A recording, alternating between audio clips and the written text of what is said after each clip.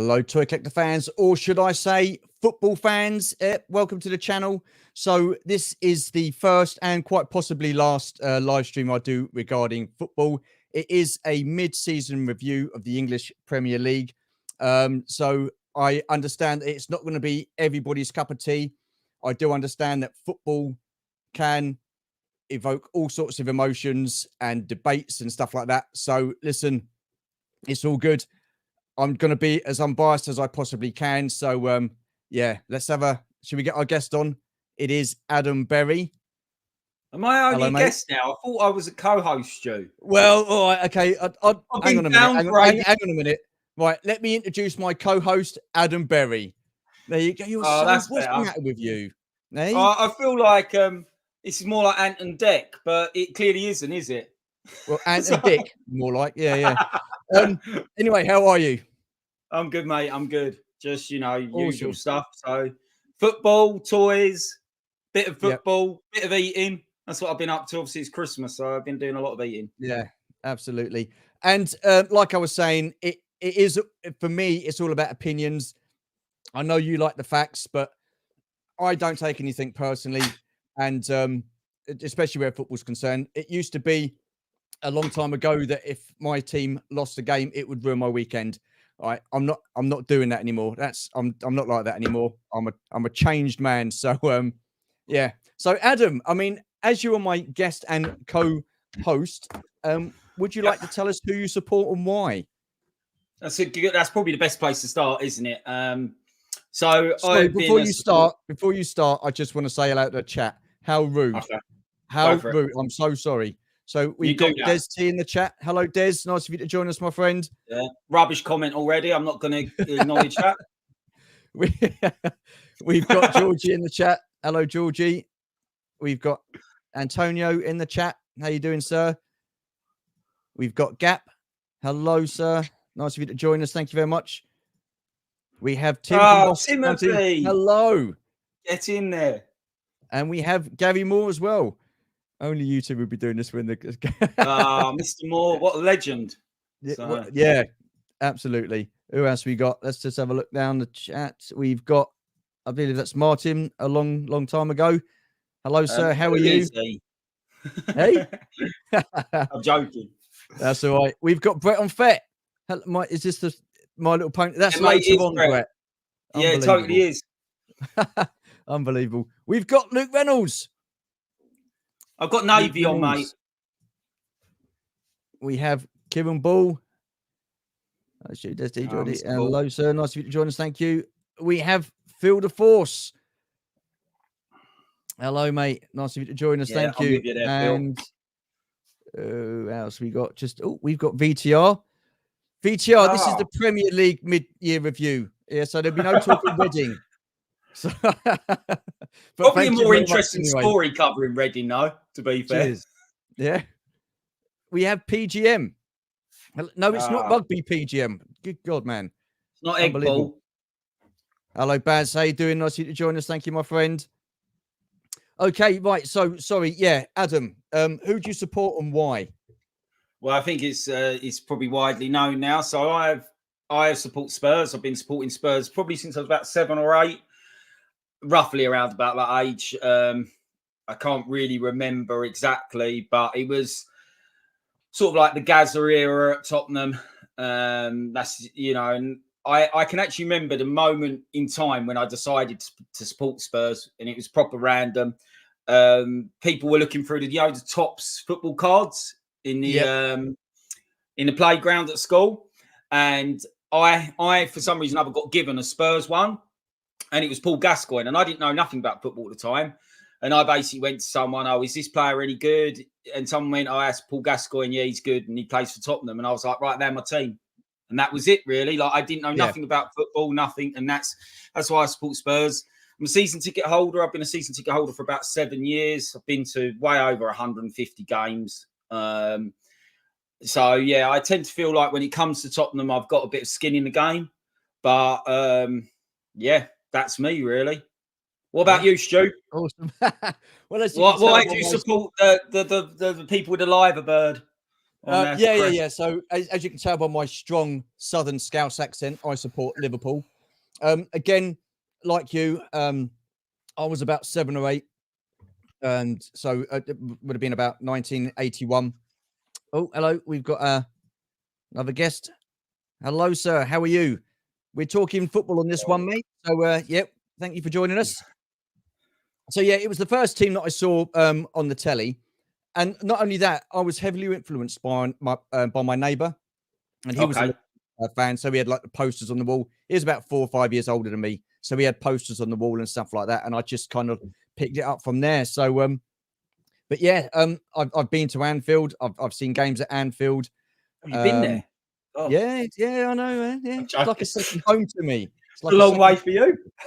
Well, worth the drive. And yeah, did the stadium tour.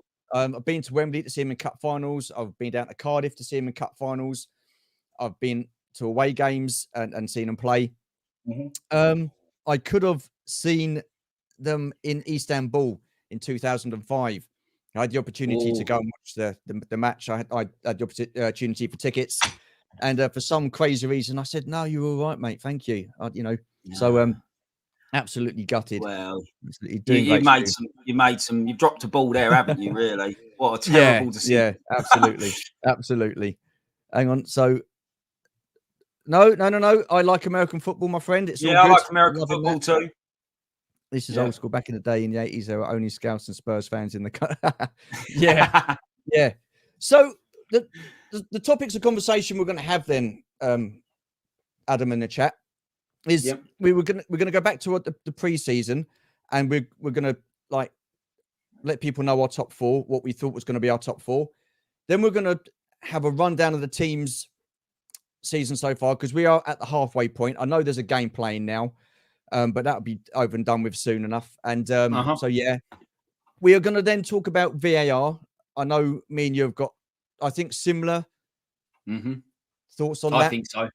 And then the real decisive one is I'm going to be asking the question: is Pep Guardiola all that? Now I know me and Adam are going to not see eye to eye on this, but there's going to be a virtual fight over this, I think. But it won't be right, because I'll be right, and you'll understand that I'll be right.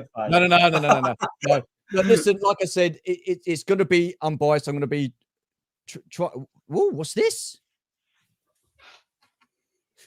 Yeah, they are. Come on, that'll do. Right. So Adam, at the start of the season, who was your top 4? It doesn't have to be in any particular order. I think it's pretty obvious, really. So for me, it was probably pretty much as it was last year, except with one exception. So I always think Man City are going to be in or around there. You're always going to have Liverpool. I think at the moment they're pretty strong. Arsenal, I think, since last season have been a very strong team. I think previously they were naff, to be honest, but I think they've found their stride. And then the only other exception was I thought Chelsea would come good this year. Like with the fact they'd spent so much money, it just shows buying players and spending money doesn't always equal success. I kind of did not and I don't want to talk too much, but what's happening at Newcastle at the moment, I did predict. Someone asked me before the start of the season where I thought Newcastle would finish, and I said I didn't think they'd finish top 6 because I think with the Champions League, they haven't played in the Champions League for 20 years, not used to that schedule. So I know it's only halfway through the season, but they are exactly where I expected them to be, which is, outside the top 6, struggling. They've lost 8 games. I'm just looking at it now. They lost 8 games, which is a lot of games at the halfway mark. Yeah. So I don't see them getting top 4. And that's not they're not a good side. I just think, with the Champions League and all that. So they weren't in my top 4. Man, you weren't in my top 4. So for me, if I was at a push, it would have been maybe Chelsea or even someone like Brighton creeping in. I know it sounds mad. Brighton had a very good season last season. They haven't really performed this season. They've had a lot of injuries, to be fair to them. So I suspected pretty much. I think it's the top 4 is easier to call when it comes to 3 teams. I think there's always going to be, at the moment, probably now and next season as well, Liverpool, Arsenal, Man City. I think they're going to be, I don't know if they're going to be top 3, but they're always going to be in the top 4, I think, for the next season or so. Just because there's the way they, I think that's hindered them a bit, to be honest, Tim. I think that's a fair point. I waffled a bit there, but I don't think there's any surprises from what we're seeing at the moment, and kind of, well, maybe Villa, but what I thought at the start of the season, I don't think there's any surprises. Would love to see Brighton finish top 6. Villa doing great. Really hoping they stay top. I don't think Villa will, unfortunately, for Villa fans. I don't think Brighton will make top 6, mainly because of the reasons of Newcastle. They might creep in at number 6. Yeah. I think teams like Brighton, Newcastle, who aren't familiar with the schedule of playing in Europe, I think it really hinders a team that are not used to it. And I just that's my view on it. Like I said, Villa are probably the anomaly at the moment, but we could go into Emery. And how he normally does this with the team. He done it with Arsenal. He starts off well, and then he falls off the face of the earth. So I'm expecting the same to happen to Villa at some point. The only thing I would say is they're brought very well. But sorry. That's all right. Well, I at the beginning of the season, I had a friend at work, and he had Chelsea as his favourites to win the league. And wow. Yeah, I was like that. But... Well, yeah, I did kind of like think, like, you really? But my top 4 in no particular order were Man City, Liverpool, Arsenal, and I took a punt on Brighton being the dark horses to get into the top 4. Now, the only reason I said Brighton was because I thought last season they started really well with Graham Potter. They played some great football. He left and went to Chelsea. Then they got De Zerbi in. And I thought he's done a fantastic job. And they play some proper, decent football. And then they started the season off all right as well. But like you say, they had Europe. And I think that's kind of hindered them a little bit. But they've picked up in Europe. They're through to the knockout stages of the Europa League. And they're not doing too, they're not doing too badly in the league either. So, they're with Man City, they're always going to be there and thereabouts, as much as that really does irk me. Liverpool was more out of hope this season than expectation after last season. Only one. How you doing? All good. Thank you for joining us. And Arsenal, I thought they had a fantastic season last year. And I had a feeling that they were going to carry that on into this season, so to which they have. So, yeah. But they've been quite lucky, and this isn't a dig. I think they've been quite lucky with injuries. And I think injuries play... But let me finish. I think injuries play a key part because we've talked about this privately, but you take 3 or 4 key players out of every team, it makes a massive difference whether you've got a squad or not. I'm not disagreeing with you, Adam. I'm not disagreeing with you. I think if Arsenal lost Saka, Rice, and Saliba, they would be struggling. Not struggling as in the league. They wouldn't be getting. And you look tonight; they've lost tonight. I do think Arsenal are a very good team, but I do think that they've been one of the teams that they've had a very good injury record the last 2 years. And they've only had the odd 1 or 2 player out, and they brought well, like Declan Rice, like worldy of a signing, to be honest. So that has kind of helped them. But I think, look, listen, you go back to when Liverpool won the league back in 2020. Yeah, they never had any injuries. No, they went through the whole season with a pretty fit squad and a consistent team week in, week out. Very rarely any injuries. Yeah, so you need that little bit of luck when it comes to 100%. Do you know what I mean? But the following season, they did have injuries, and it showed because they lost Van Dijk, they lost Gomez, they lost Joel Matip. So the thing is, every team does go for a season where they lose 1 or 2 players. Now, in my opinion, the only expectation and a team that I have no sympathy for is Man City.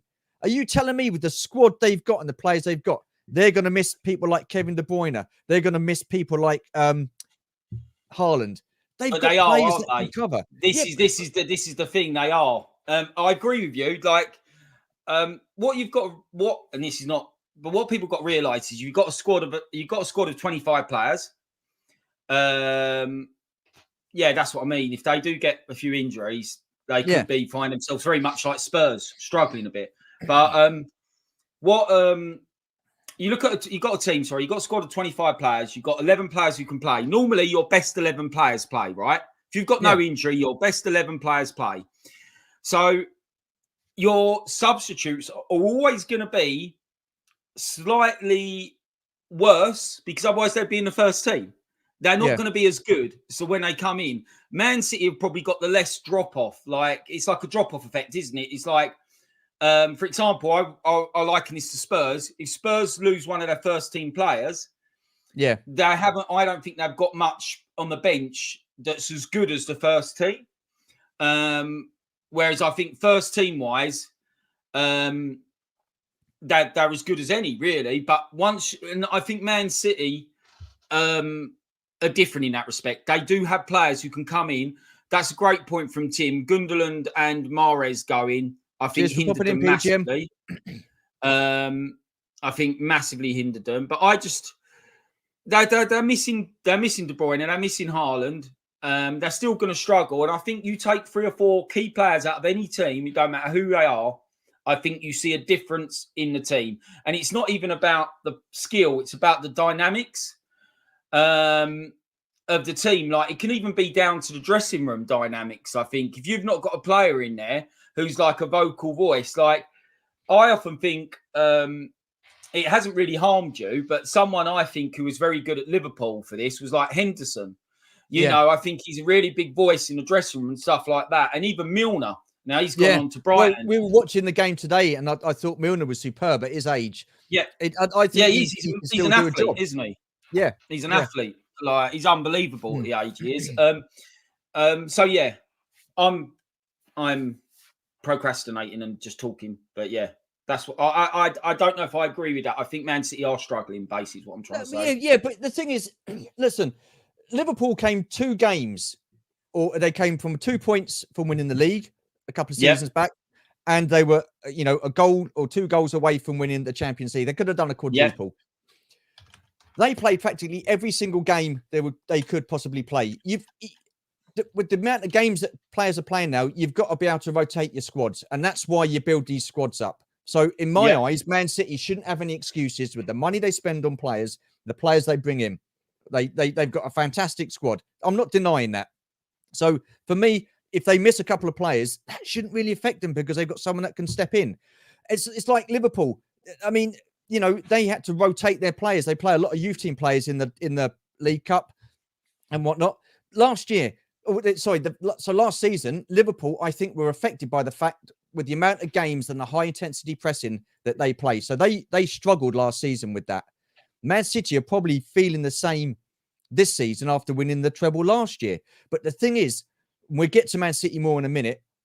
Yeah. You get on to philosophies of play as well, because I think that most teams now are adopting this like Geigen press approach and stuff like that. And I think most teams but yeah, we can get on to philosophies of play and how that affects the teams and stuff like that in a minute. But yeah. I mean, like I think they're sort of like struggling this season just because of last year and stuff like that, and the amount of games that are being played and stuff. And you've got to remember, people say, "Oh, these players are earning all this money and blah blah blah blah blah." Yeah, they are, but at the end of the day, they're only human. They're pushing their bodies to the max every single day. And the older you get, I mean, I don't push my body to the max because I couldn't handle it, mate. I'd have a heart attack. But these players, they are pushing it to the max, and it's going to take time to recover. And, we're going to that sort of stuff in a bit anyway. But shall we have a look at the current league table as it stands? I was about to say, let's get the league table up here. Here's the league table. So yeah, I had it in the corner of my eye, which is why my eyes keep going over that way, because I've been looking at it. Okay. That's okay. So what we'll do is, we'll start off with each team. So So Liverpool, Arsenal, Man City are in the top 4, which we all kind of said was probably going to be the case. yeah. No surprise there. Hang So on a minute, obviously the elephant in the room is Villa. Yep. I don't think anybody expected them to be top 4 halfway through the season. Did you? No. Hang on a second. So City will only be 2 points behind if they win the game in hand. They could easily go versus. Yeah, absolutely. I agree. I'm not writing them off, Tim. I was going to say that they are the only team in the league that are capable of going on a 15-16 game unbeaten run after Christmas. I hope they don't, because I just get sick and tired of it, mate. If I'm honest, it's just boring. But right, so we'll start with the top then. So Liverpool, top of the league at the moment at halfway point. Adam, your opinions on that, mate? I'm not that surprised. If you'd have asked me who was going to win the league this year, I would have said Liverpool, Man City. And so that doesn't surprise me. I think Liverpool got a strong team.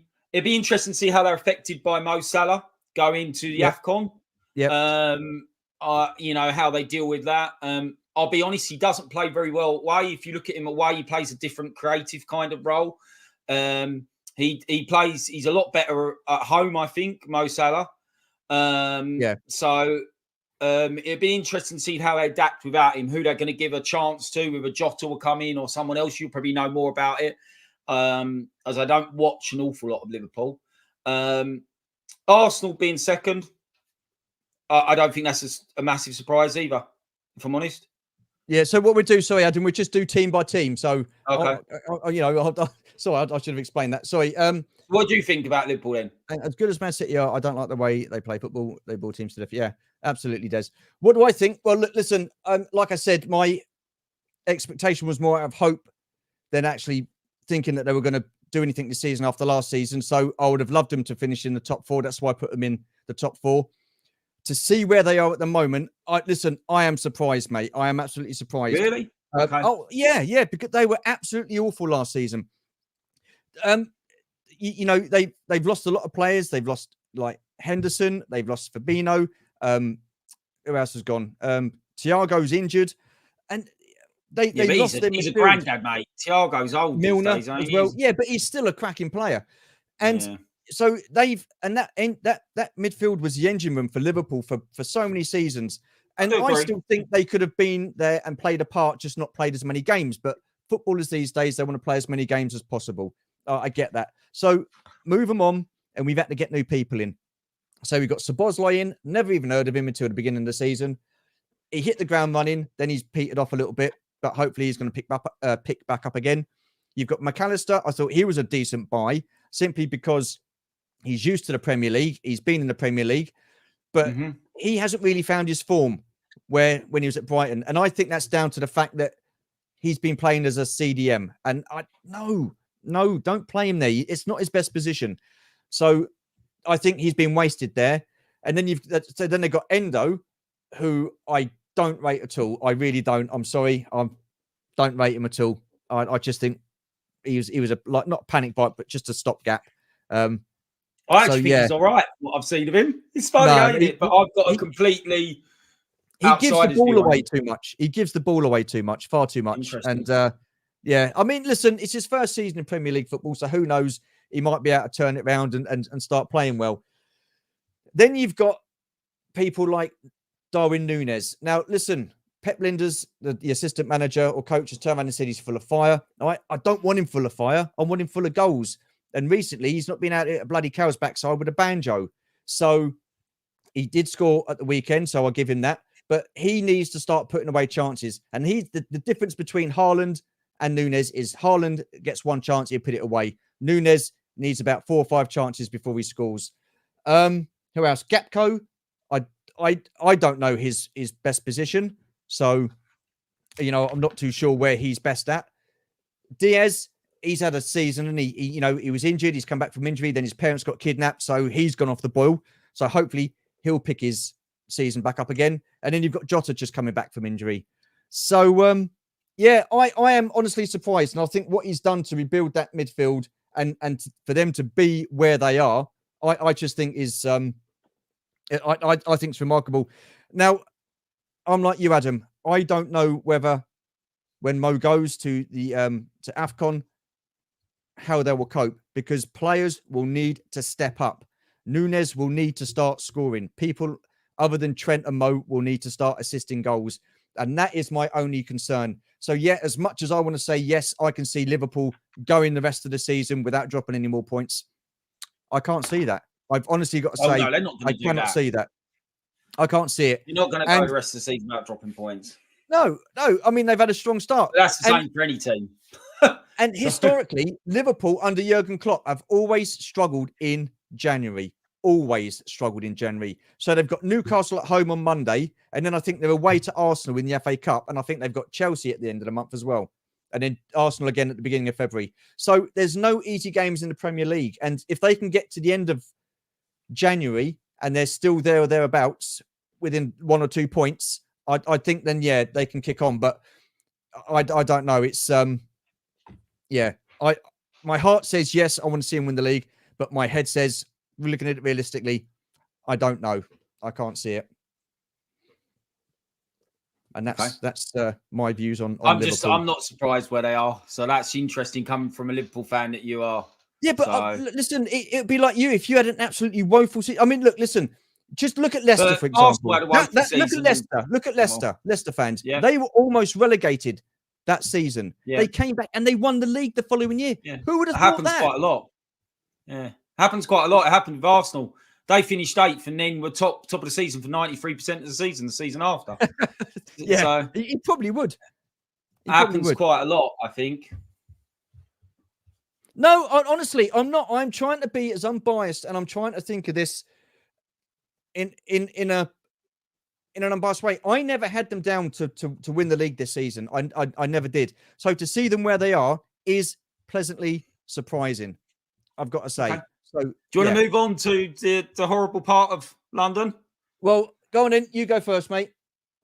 I'm not surprised that they're up there. I actually think they're a good team. I think they've got good players. I think they've signed well. I think Rice is. I think Rice is a quality signing. I think they've been my only, and this isn't a dig. Everybody goes dig because you spelled Spurs. I don't think it is. I think it. And because the facts back it up. Really, they've been quite lucky with injuries. Yeah, I do think they've been quite lucky with injuries. Like they've only got 5 at the moment, and I'm not convinced they are key players, if you know what I mean. A couple of them are. But they've got enough strength in depth, I think, at the moment. I think if they start getting any more injuries, they might struggle. But I'm in terms of Arsenal, I'm not surprised to see them second. I thought they'd be in the top 3. So, that doesn't surprise me. They've done well. And look, I've got to say, I'm the same. I think what Arteta has done at Arsenal is absolutely, I think he's done a fantastic job. An absolutely fantastic job. He went there. He had a lot of deadwood, so to speak. He had players that had massive egos. They were earning the big bucks. I don't think they were putting a shift in. He's gone in there. He's got them out. He's got a load of youngsters in. He's looked at the youth, and he's got some good players in. And what he's built, I think, is absolutely fantastic. They had an awesome season last season. Too much praise. Can we move on? No. They fell away towards the end of last season. It's making me feel ill. I know. I'm not enjoying this either, but you've got to look at it from a football side of things. We're football fans after all. Oh, I have. I've said that they're good. That's about all you're going to get out of me. I'm not finished. And so to see them where they are isn't a surprise. So I think he's done a great job. My only concern is the goalkeeper. Why is Ramsdale not in goal? Why have they got that Raya in goal? I do not get it.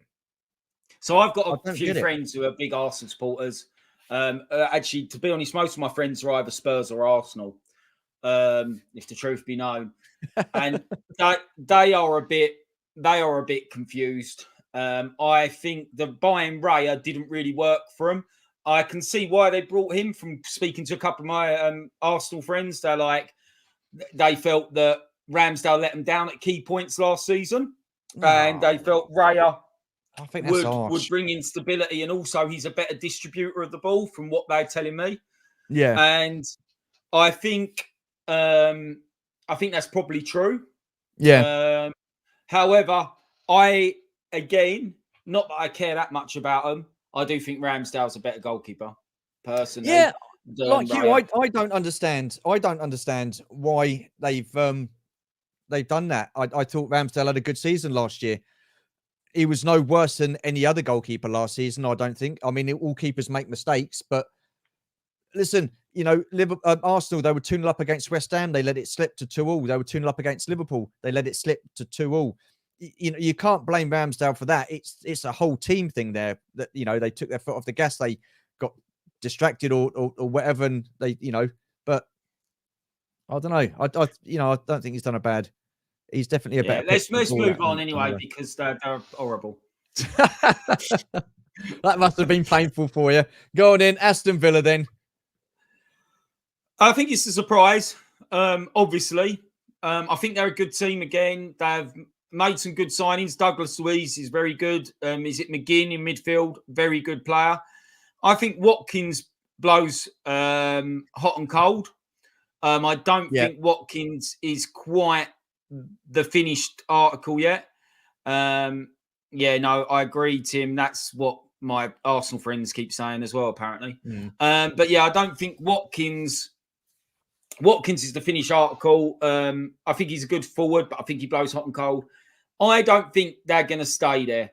Now, that might me being a bit doom and gloom about them. I think just they might run out of gas. I think they will drop down. I think they finish top 6. But I don't think they will finish top 4 personally. We did absolutely batter them, and they were lucky to get out of that. Yeah, they done a smash and grab, but they have, you know, they still won. Teams do that, unfortunately. What's your view on Villa? I'm surprised. I really am, because he's come in. He's taken over from Steven Gerrard. The team obviously weren't performing for Gerrard. But he's come in and he's turned it around. He's done a good job in a short space of time, hasn't he? He's done a good job. Do you think he was out of his depth, Gerrard, though?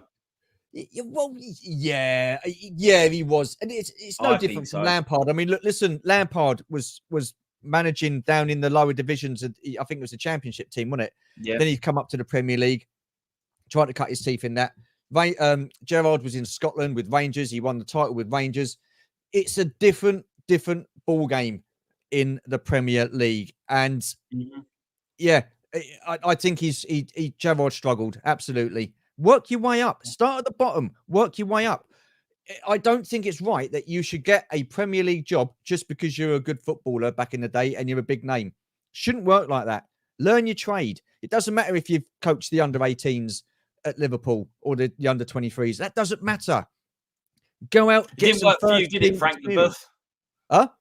It didn't work for you, did it, old Frank LeBeuf? No, that's why I've come onto YouTube, and that's why I'm a YouTuber now. It didn't work for me, mate. But yeah, you're the first person to mention that tonight. Cheers, pal. Thanks. I think they will finish top 4. I really do. Do you? Okay. Yeah. Well, that would be an interesting one to look at the end of the season, then, because I've said no, you've said yes. So we'll keep an eye on them. Yeah, absolutely. I think they threw the game away with the other day. They were 2-0 up against Man United.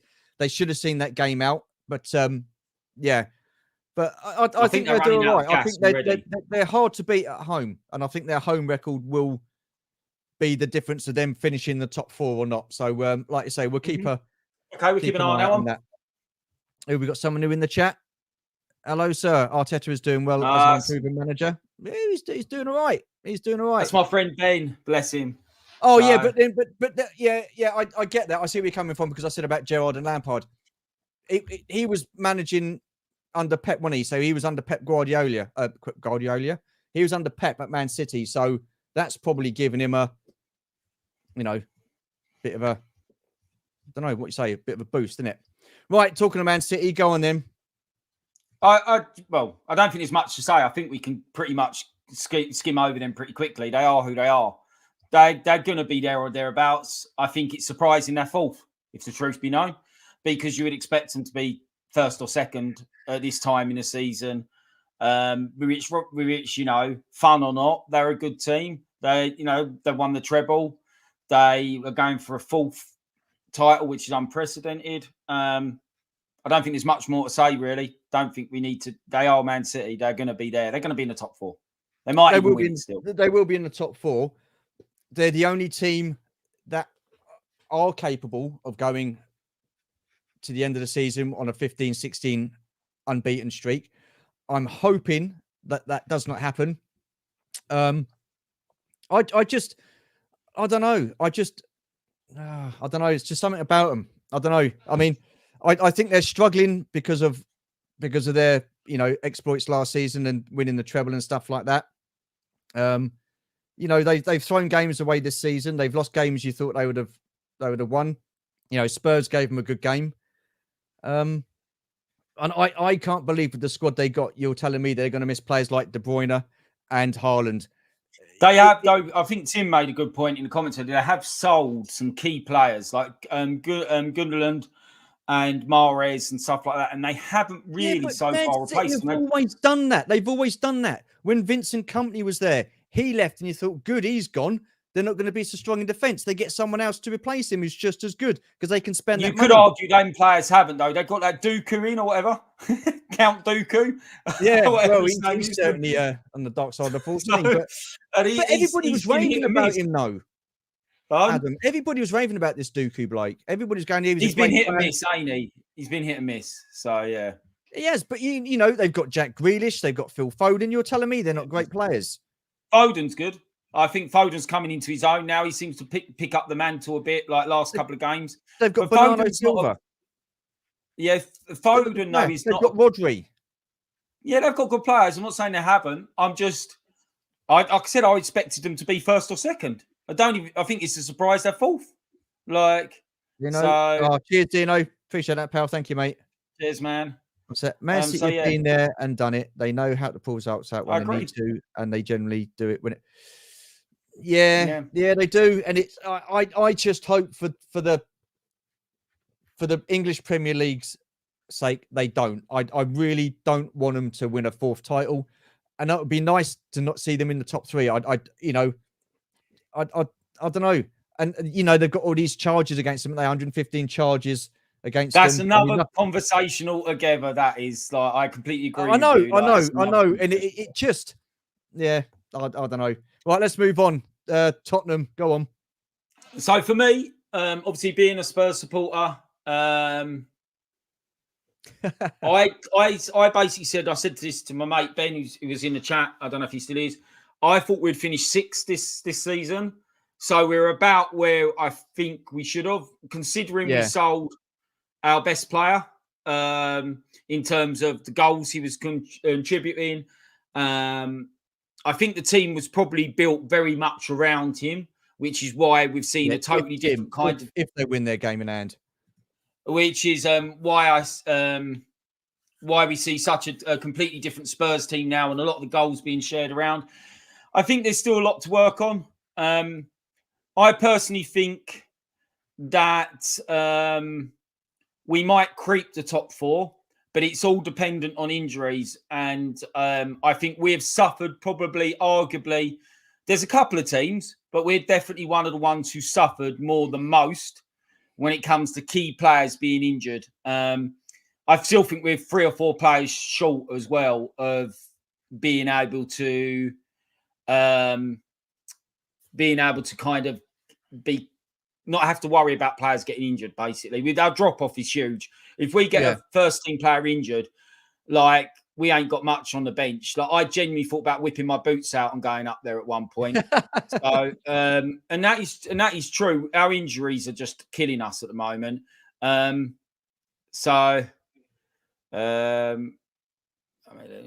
this all about? Your hands? Okay, So this is Luke Reynolds' comment. Obviously. Okay. Well, yeah, that's a view. I personally, there's only one team I don't want to win the league, really, which I don't even think I need to say who it is. so I don't really care. I can imagine except that one team. So I can imagine. But yeah. But no. If they win it, they win it. That's the thing. But no. Yeah. I think Spurs I would probably say, have surprised a lot of people. because of how well Postecoglou's come in and changed them and what he's done with the players. And some of the players we brought in, although they're now injured, were playing exceptionally well. Hello. And stuff like that. So yeah, I'd like to hear your view on Spurs, I must admit, because obviously I'm trying hard not to be biased. So I think they've done well. I think you've been. I don't think you've quite been there as like you were that time when you had Poch in charge. You played some good football under Poch. I don't think it's been quite the same. I think you've had a few managers now, though. Well, yeah, that's what I'm saying. You had who is it? You had Mourinho. You had not Nunez. What's his name? Santos Nuno from Wolves. Oh yeah, he's at Forest now.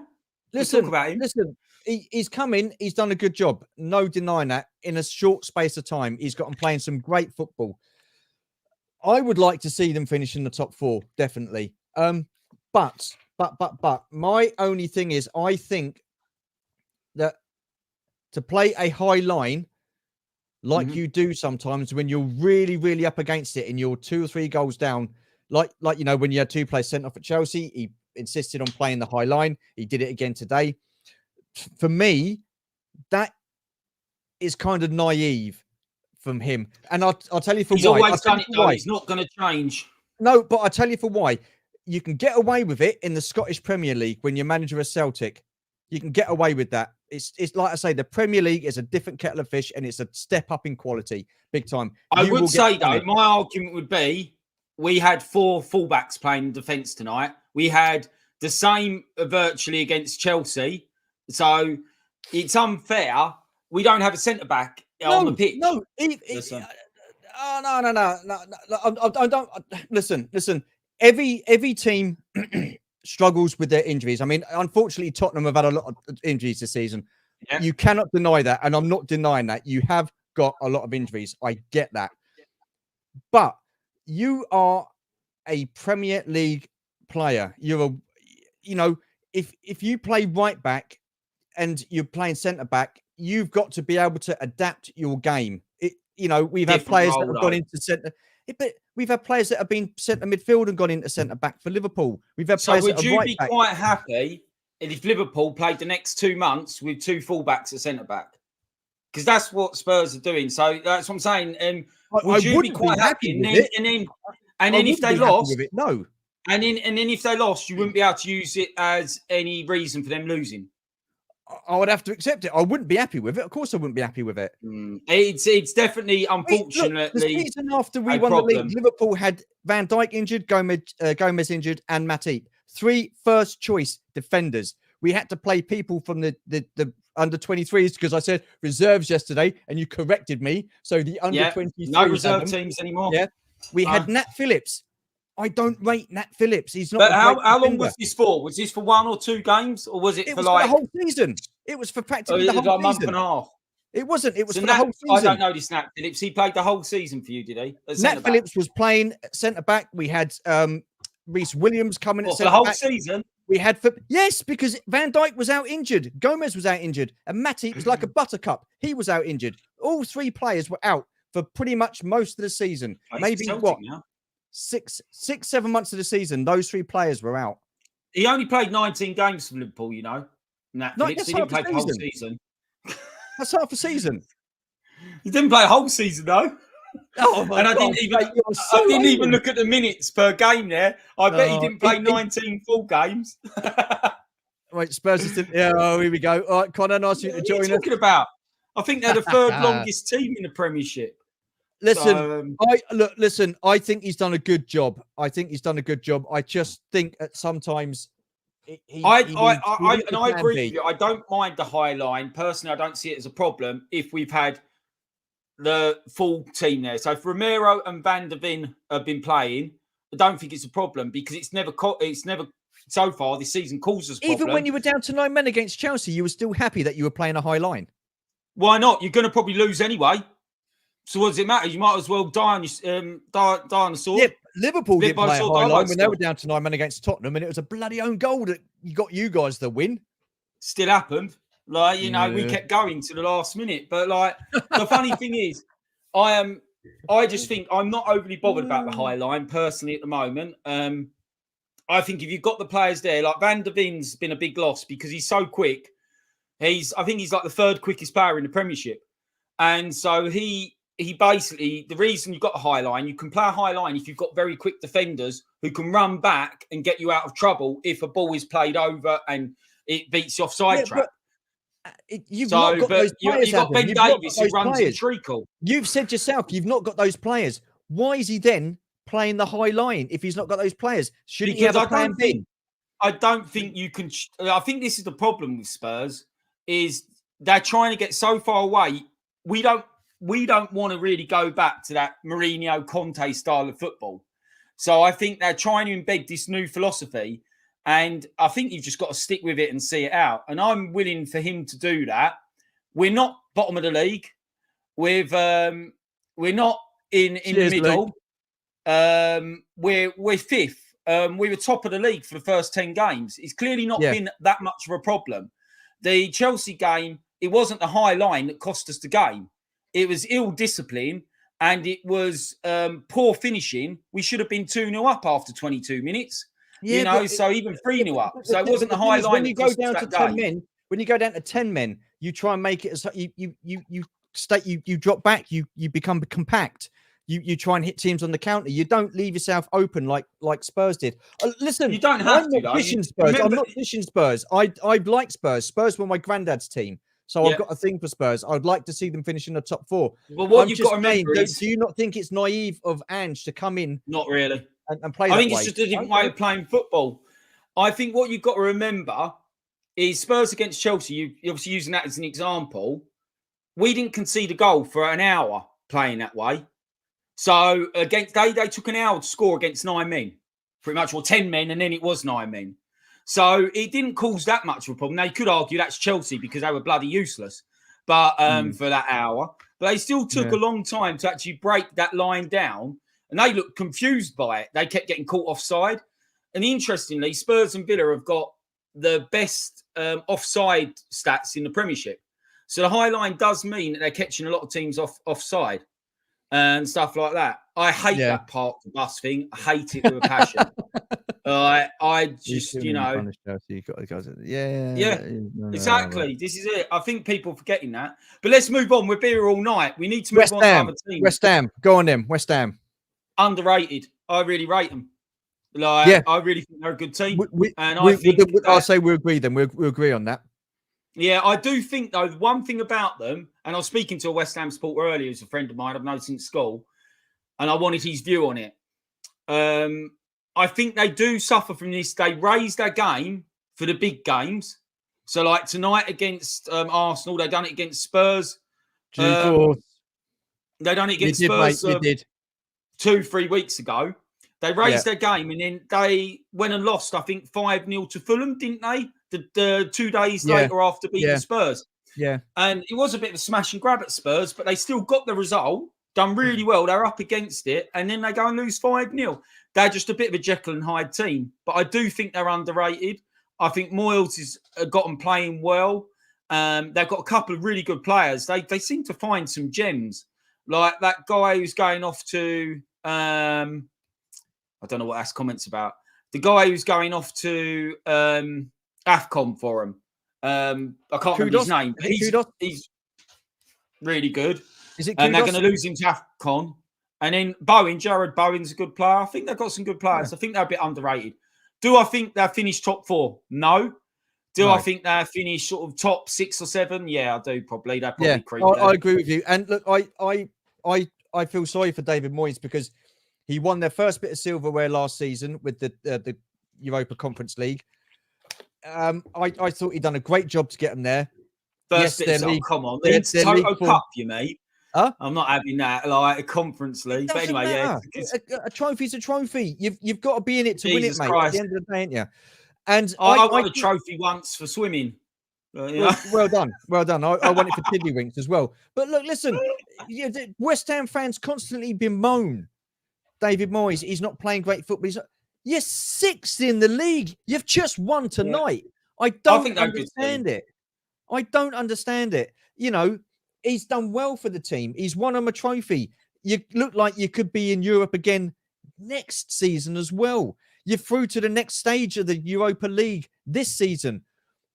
Look, the thing is, he's got a good players, but if you go to somewhere and you try and go toe to toe with some of these teams in the top four, you are gonna get beat. I don't know. I think he's doing a good job, Adam. I think he's doing a good One job. last thing on him. I think they've been lucky with injuries. I don't think they've got much strength in depth. And I do think that they will peter out. But I do think they're a bit underrated. And I think people shouldn't really discard them. I think they're a good team. I just don't think they're going to finish top four. I think they're a good team. Listen, they threw the game away. I wouldn't say they threw the game away. They got well and truly beat by Liverpool in the League Cup. But then they went and beat Man United. They went and beat Man United the next game. Yeah. Moving on to Man United. Yeah, go on then. I'll let you. Yeah, go on. Yeah, I'm just conscious we've got a lot of subjects to talk about and we're not even halfway through the table. Man U, I don't know what's going on there. Again, I've spoken to a couple of people who tend to watch a lot of Man U, and I'm not sure Ten Hag will stay there this season unless he miraculously turns it around. They have had a real big problem with injuries. I'll give them that. I think they're one of the other teams that have really suffered with injuries. But I still don't think they are very good. They're a funny team, though. They're only 5 points off the top four. Yeah, I don't get how. 6 points off the top four, and they're pretty useless, really. And that's not having a go. I think most Man U fans would say the same. They've not been the same since Sir Alex left. Let's be honest. So I don't know. I don't know what more to say about them. Well, look, listen. I don't want people getting the wrong end of the stick here. Okay, so Man United are without doubt one of the biggest clubs in England, one of the most successful clubs in England. Probably one of the biggest clubs in the world, I would give them. Yeah, and one of the biggest clubs in the world. They have a massive fan base around the world. That isn't in dispute. They're just not a very good team, are they? They're not a very good team. Not at the moment. Not at the moment, no. But they're the sort of team that they spend the money and they will end up. They'll come back. I don't think it's going to be a. There was rumours they're looking at the survey of Brighton. If I was him, I wouldn't go. Well, yeah, you could argue that. Why would you go to Man United? Look, listen. Yeah. For me, I don't. I mean, yeah, the manager's got to take some of the blame, but I put a lot of it down to the players. They were shit under Ollie. They were shit under Mourinho. Mourinho even said a couple of days ago or a couple of weeks ago that there were still players at Man United that he told the board that he wanted out because they weren't. They're still there, right? So, and they've done the same with Ten Hag. They finished in the top four last season. They were absolutely woeful. The players I don't think are good enough. I do not think that Fernandes is captain material for a team like Man United. He doesn't lead by example. I don't think Harry Maguire is a good defender. I think he's absolutely woeful. I do. And how we got player of the month the other week, the other month, I have no idea. He's playing against teams like Luton and teams that Man United should be beating.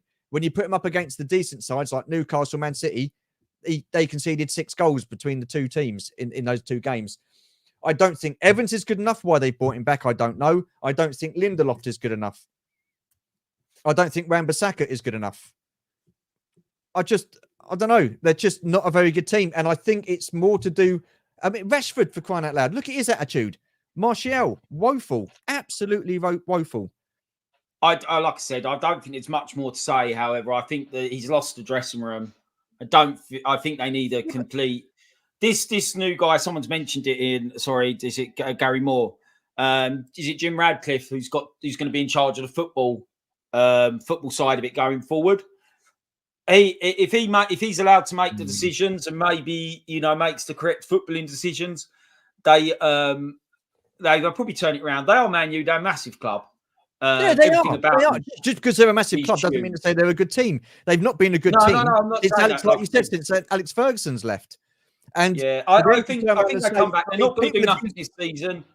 And I might live to regret that. I don't think they finished top 4. I would be no, shocked if Man U finished top 4, but who yeah. knows? Still But got listen, another 19 games, so you don't know. Luke Reynolds has made the comment, you would go because it's Man United. Managers have egos and want to be the one to turn teams around. 100%. And that's why Yeah, I was about to say, when you said this, I think any manager, unless you manage a top 5, a top 4, or top 6 team, you are going to Man U. right. Because it's the biggest club. It's Look not the look biggest, at it's what one of the biggest Graham clubs in the Potter had world. done at Brighton. Graham Potter was Huh? brilliant for Brighton. He went to Yeah. Chelsea because he thought Still he could going to turn do it it, around. though. He was out the You're still door. going to do it. Yeah, but why? Why would you risk that? Because He's it's got an a good thing going at experience, isn't Brighton. it? It's an experience, isn't it? Even if it falls flat on its face, you're still going to do that. I think Luke's right there. You're not going to turn down that kind of job. You're just not going to. And you're always, like you said, it's ego. You always think you're going to be the one that turns it around. So, moving on to Brighton. Yeah, go on. I think they've suffered a bit with Europe. I think they're a good team. They've had a few injuries. Well, let's just answer that question from APD. Sorry, ATB. Yeah, sure. APD. It's a difficult one. See, the players are directed by the manager and the coaching team to play a certain way. Now, yes, the players are paid very good money, but there's been examples in the past. This would be my answer, by the way. There's been examples in the past where players have not been playing well in a certain team because the manager has got them playing in certain positions in a certain way, and then another manager has come along and played them in their correct position and in a place that they are good at, and the team has turned around. So, yeah, the manager has to take a lot of the flack. It doesn't always. It's a joint thing. It doesn't always come down to the players, but the manager he's the conductor of the orchestra, should we so to speak.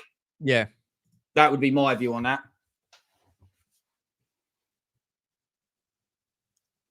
So who's I don't know this? who Harry is, but nice of you to join us, Harry. Oh, I think it's Harry Kane, isn't it? Harry Kane. Harry Kane's in the chat.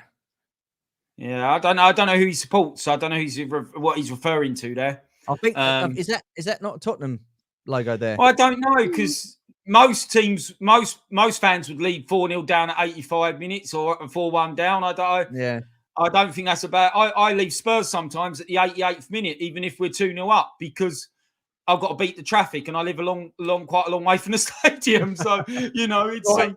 I don't see it as a bad thing. You're talking about Brighton. Yeah, Brighton.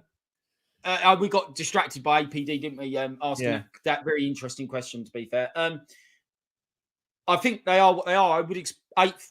It's about right for them. You said they might creep into the top. You thought they might creep into top 4. I thought they might surprise a few people. I don't know if I think they would finish top 4. Listen, I think he's done a fantastic job. He's again lost certain players. McAllister, over the last couple of years, they've gone to the bigger teams. He's done a fantastic job. Yes, I do think they kind of struggled a little bit because of Europe this season as well, but they kind of pulled that round. They're now qualified for the Europa League knockout stages. They're doing well in the league. Will they finish top 4 now? No, saying that, they're only 7 points off. No, they won't. They won't finish top 4.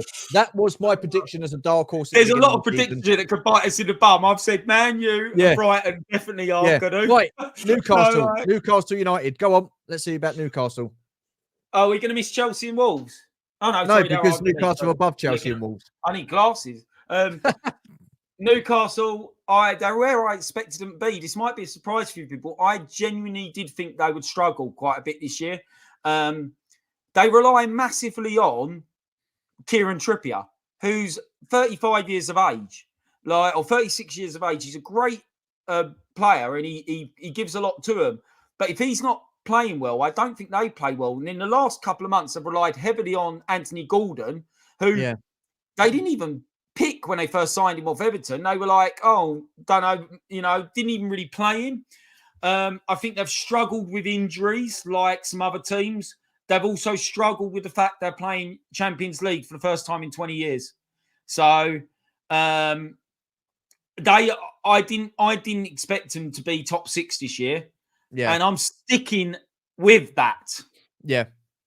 So I think they will finish in the top 6. I think they will come good. We need to write a lot of these down. I didn't think they'd finish in the top 4. Eddie Howe's a good manager, but I don't think he's a great manager. And I think, I don't know, I just, maybe next season Newcastle might start, challenge for top 4, but I don't think this season, no. Yeah. I think they need to buy. And well, they've got the money, haven't they? Yeah, I think they need to buy players, but the problem is they've got to be careful with financial fair play. So what a lot of people probably are unaware of, I know some people will be, Trippier's 33, old in football terms. What a lot of people struggle with is they've got a massive problem with financial fair play.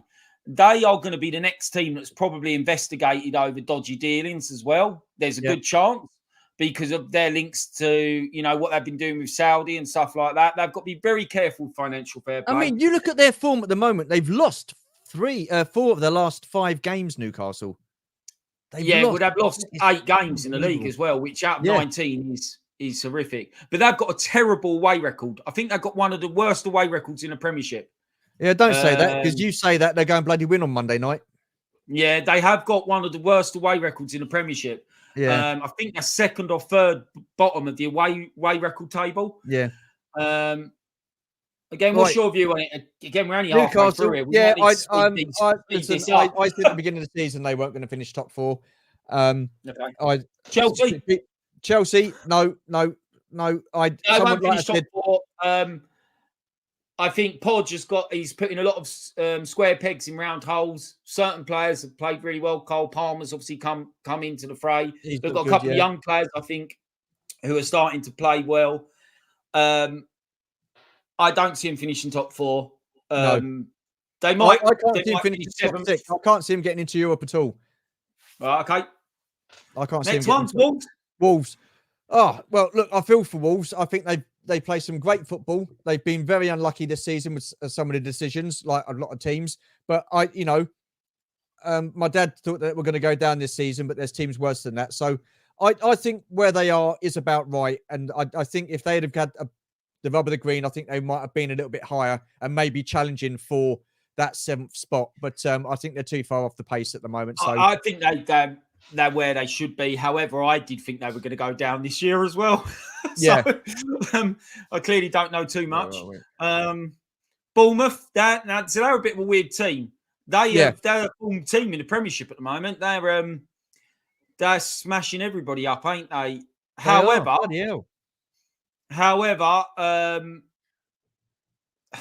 they're probably where they should be. They're at, mid-table to bottom of the table kind of area, and that's not a dig. You wish, Phil. It's just they're probably where they should be. Yeah. Fulham. This could be an interesting one for Mr. Boss Bounty. So I actually thought Fulham would be in the top half by now. I actually predicted they would have a really good season. Unfortunately, I think they haven't, for them and for Tim, I don't think they've really come to fruition. I do think they're an okay team, but I think their league position probably doesn't do them justice. They are, a difficult team to play at Craven Cottage. But yeah, you've lost 10 games there. That's a lot of games to lose. Yeah. I mean, I like Fulham. I think they can play some good football, and they've always given Liverpool a good game. We always seem to struggle against Fulham, whether it's home or away. So they certainly raised their game for Fulham. And I was surprised they are where they are. I thought they would have been higher.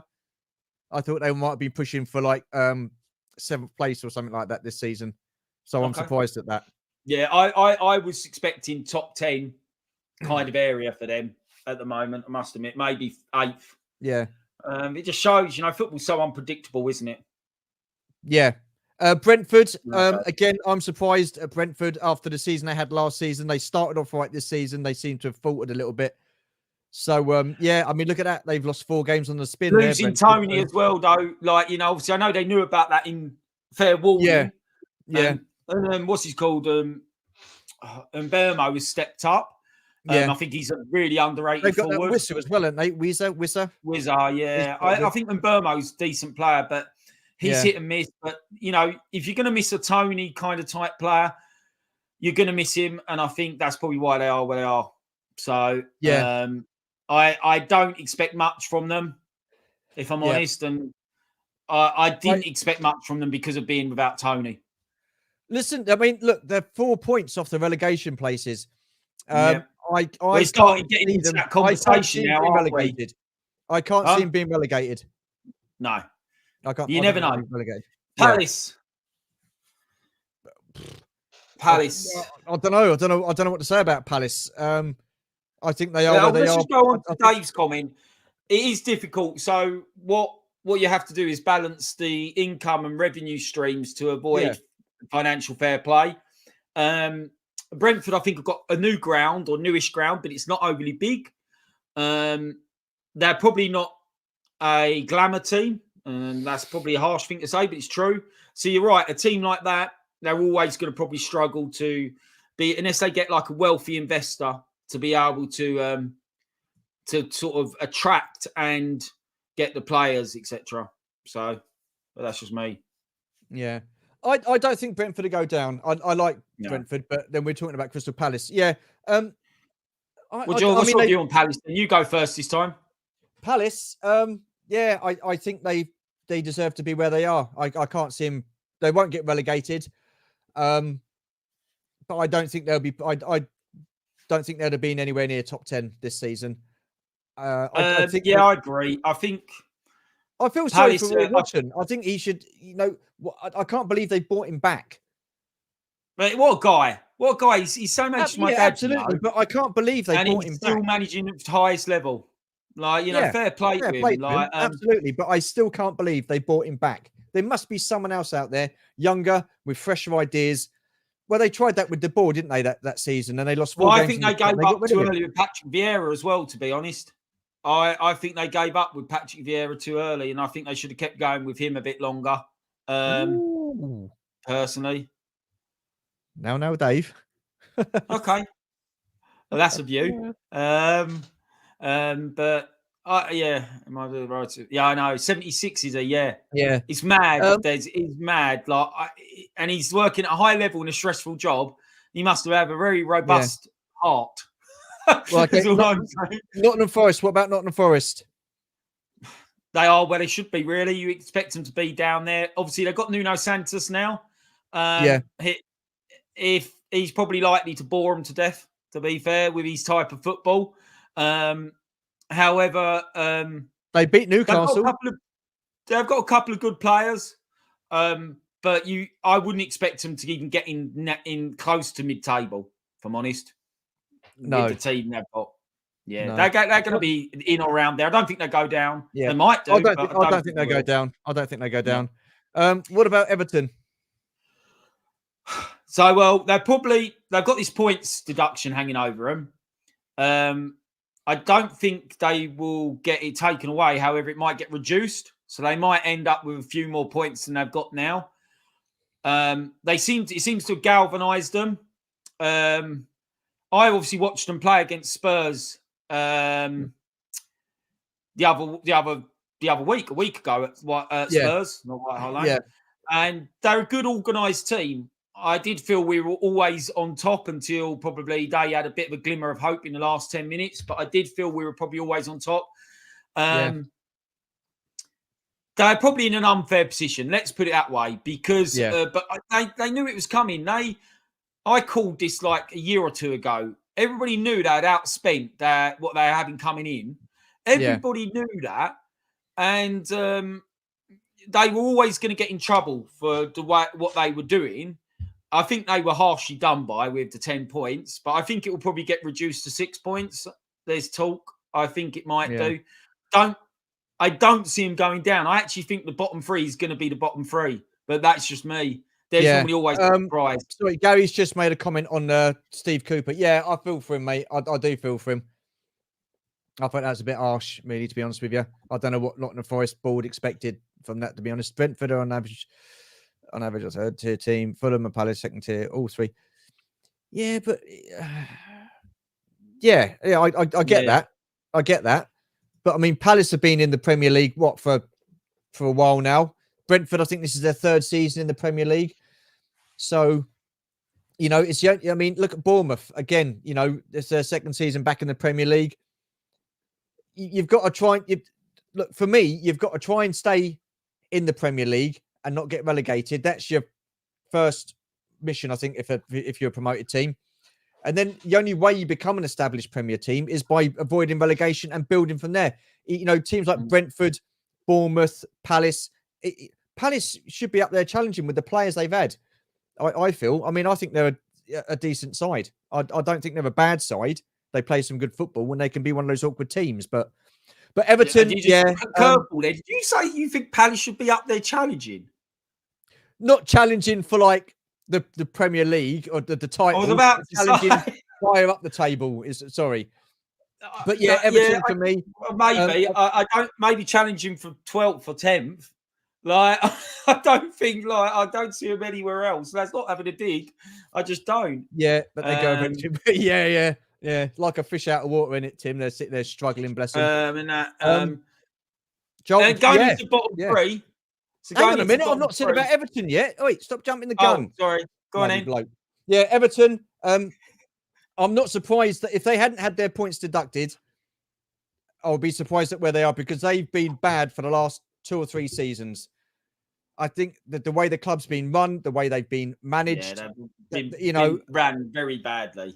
Yeah. But they've got a stadium to build, which I think they will, but they're building a new stadium that's going to put them massively in debt. And they move into it, I think, the season after next. Yeah, absolutely. Antonio. So they can't go down. They're moving into a brand new stadium the season after next. If they go down, that will be huge, should we say. And I think Everton are the longest team in the top division. They've stayed in the top division longer than any other team. Yeah. But based on that, it would be a real shake it up if they did go down. But I don't see them going down. Personally.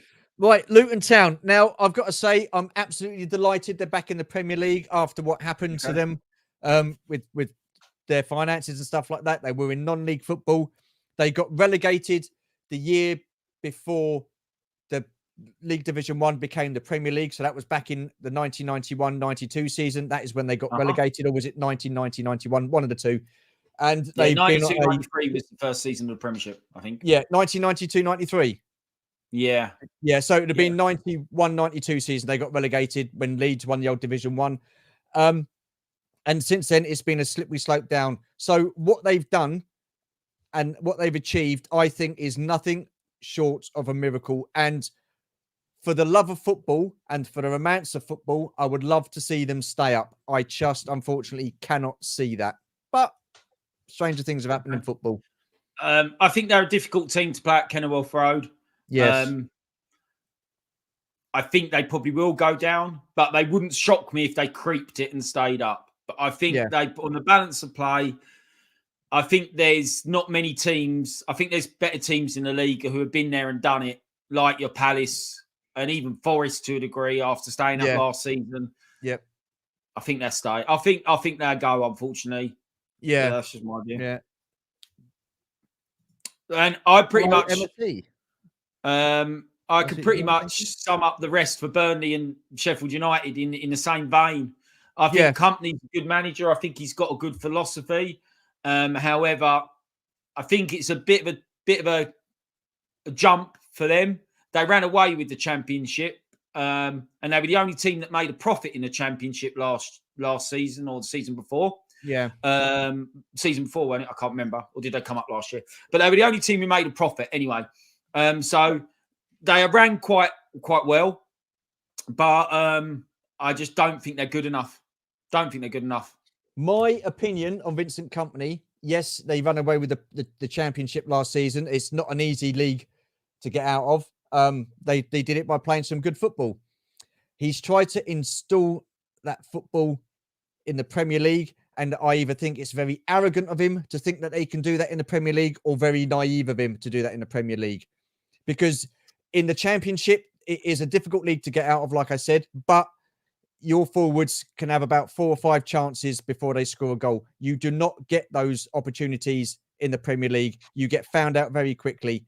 And to play the type of football that he wants to play, I think is costing them, because they're not up to standard with the rest of the teams in the Premier League, I don't think. So I think he needs to. I don't think they've got the players. Teams that get promoted need to make sure that they stay in the Premier League. So you need to have a plan B. It really narks me when people say, but he's playing a style of football. That style of football is going to get you relegated. Then what happens is you get to the end of the season, you lose your job because of your style of football. They get someone else in who keeps them up by playing the shittiest style of football, but it keeps them in the league. I don't understand it, Adam. Is it me? Am I missing something? I think you've got a point with certain teams that kind of works, like your no-nonsense approach when they're maybe trying to play a certain style.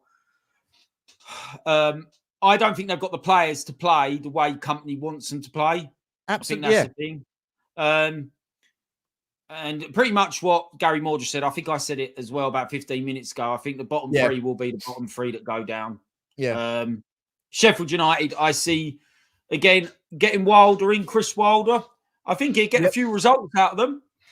I don't think they'd stay up. Well, look, they're well adrift of the tape. Well, yeah, but I don't know, though. It's halfway through the season. Anything can happen. Do you know what I mean? It's anything can happen. Anything can happen. Was it Middlesbrough who were bottom of the league that year at Christmas? And I think or was it Brian Robson was manager. I don't know if it was West Brom or Middlesbrough. They were bottom at Christmas, and every team that have been bottom at Christmas have generally been relegated. He was the first team, I think, that it was the first manager to keep a team up that was bottom at Christmas. I don't know if you might not have been born in Adam. You might have been in nappies or something. I don't know, because it was a long time ago. No, I was around. Was it? I know it's too expensive to complete. Something to do. But then what?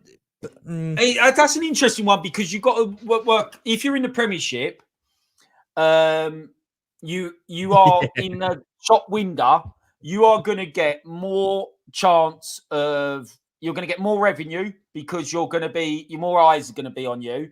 You get a bigger share of the winnings. Even if you finish 15th over 16th, you get more money.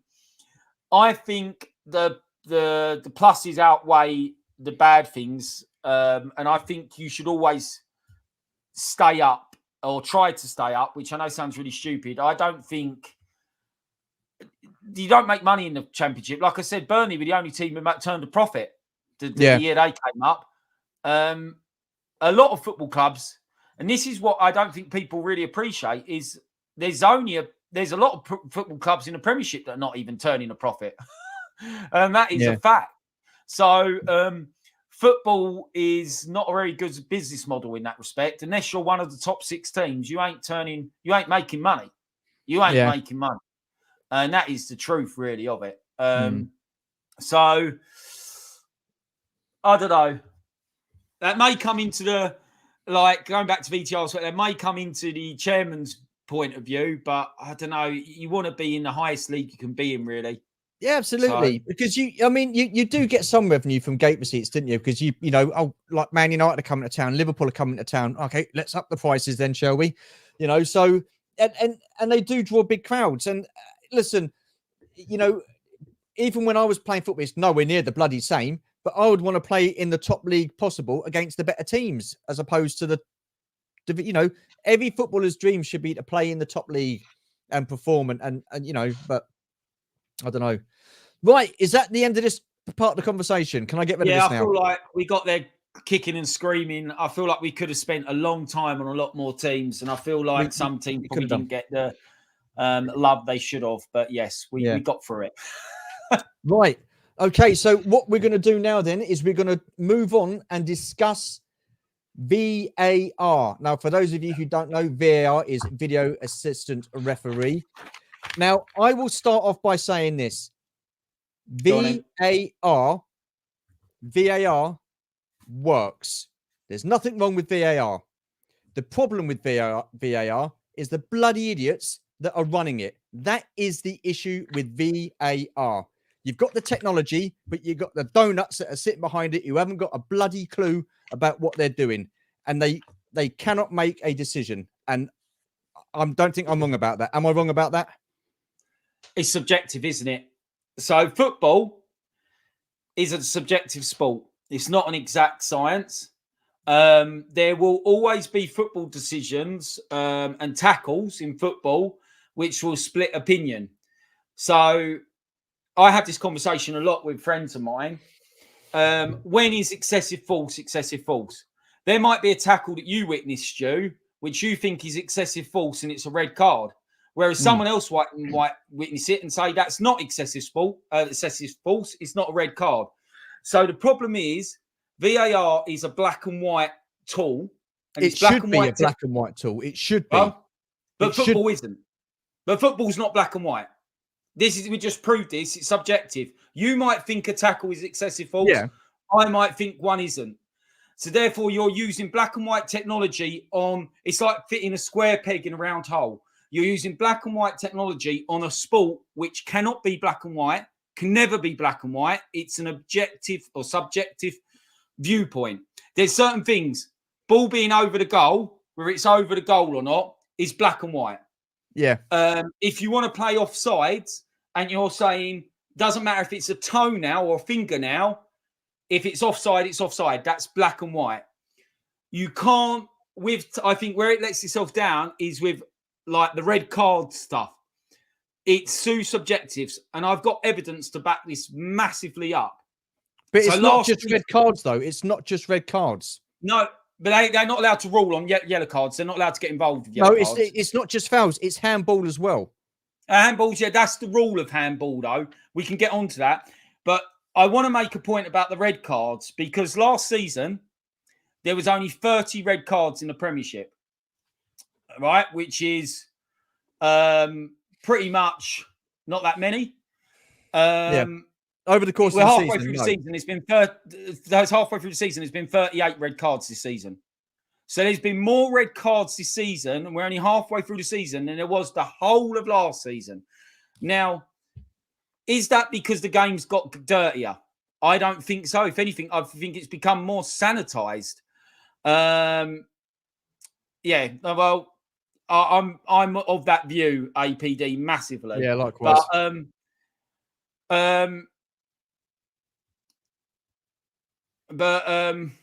So basically, there's a red card issue. So now we got to look at basically a lot of these decisions that are red cards are going to VAR, and that is, I completely agree. Yeah, I'm with you, Tim. I hate it. Going to the games, you don't know what's going on at the ground. It's taken all. Yeah, but the problem is, it's the technology is black and white. So I think you can only use VAR for offsides and goal line. You shouldn't be using it for tackles.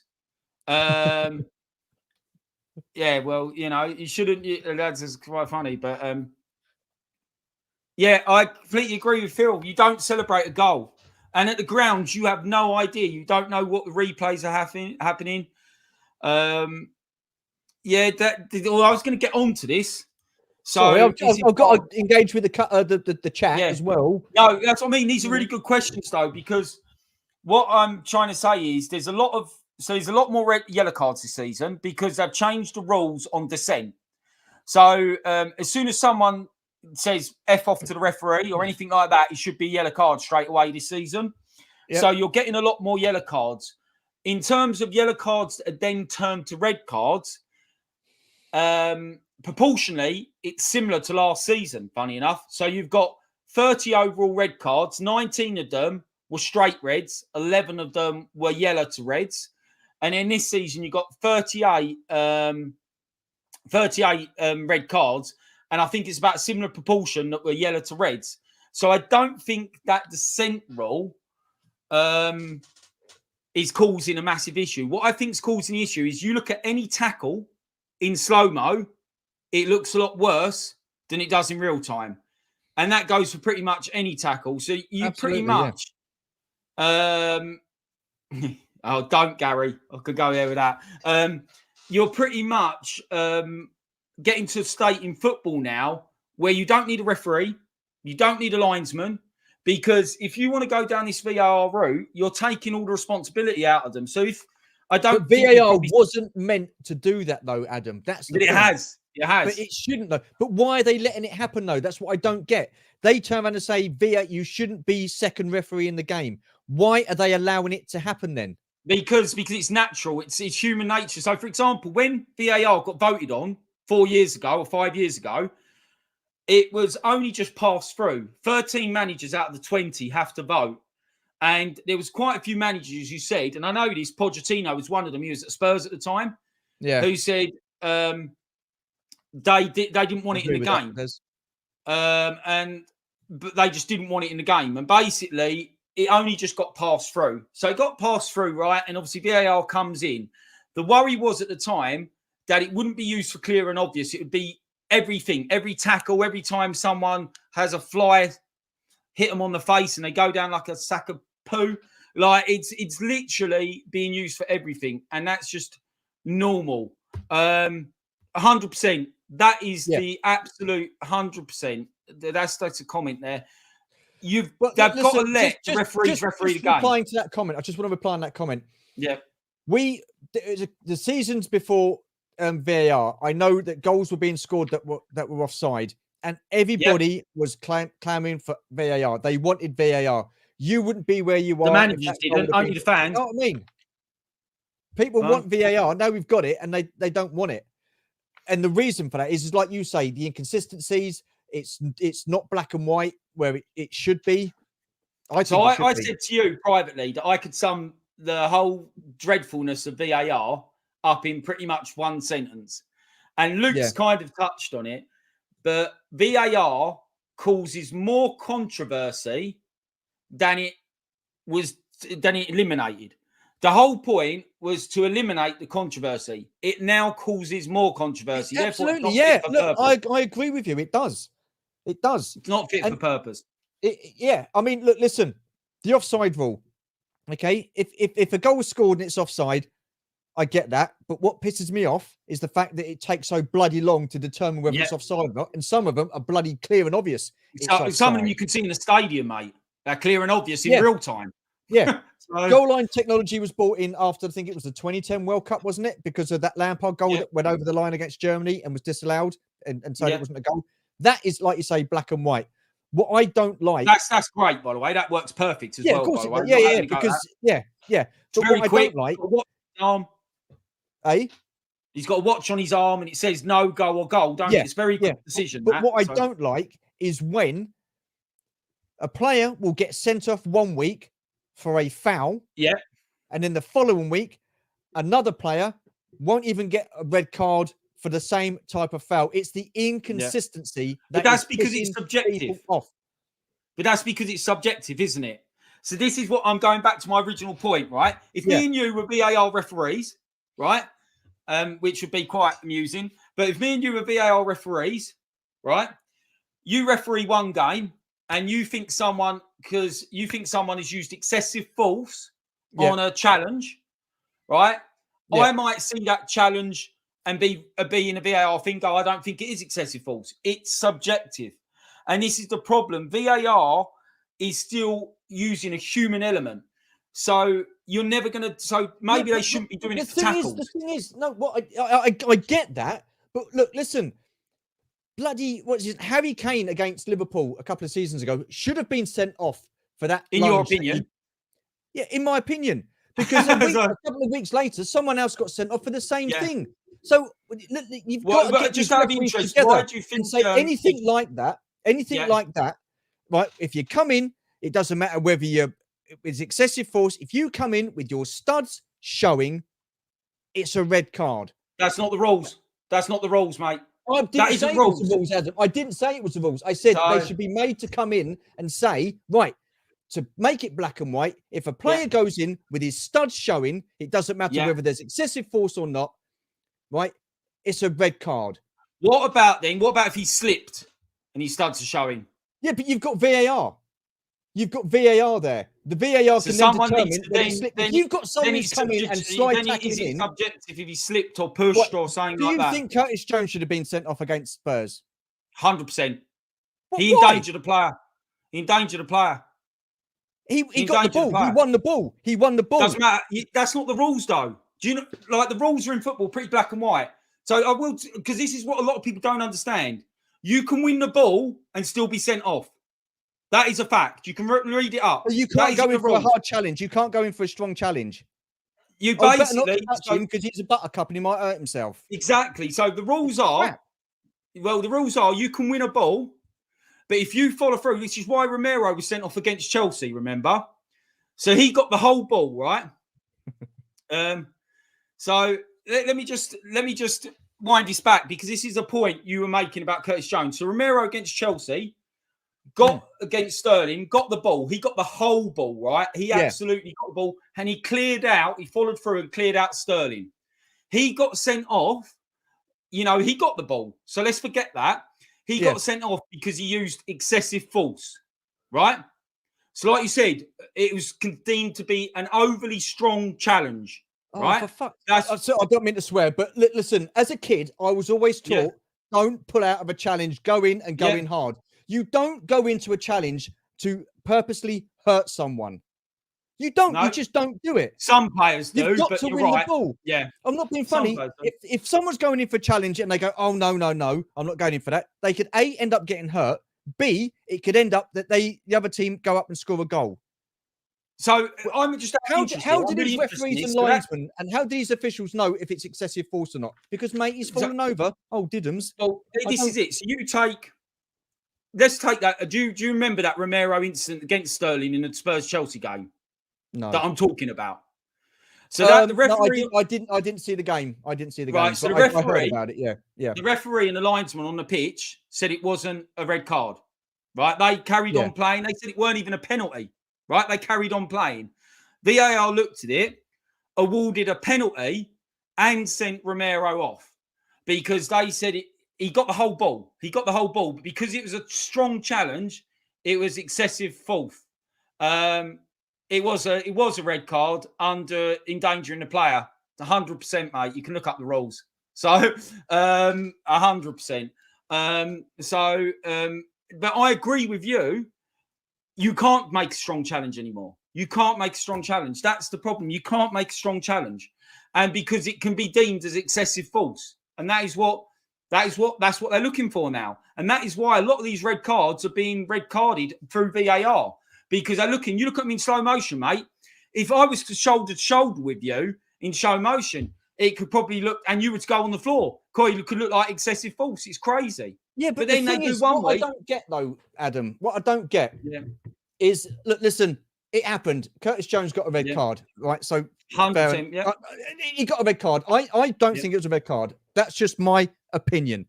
But when the referee went to go and see it on the screen,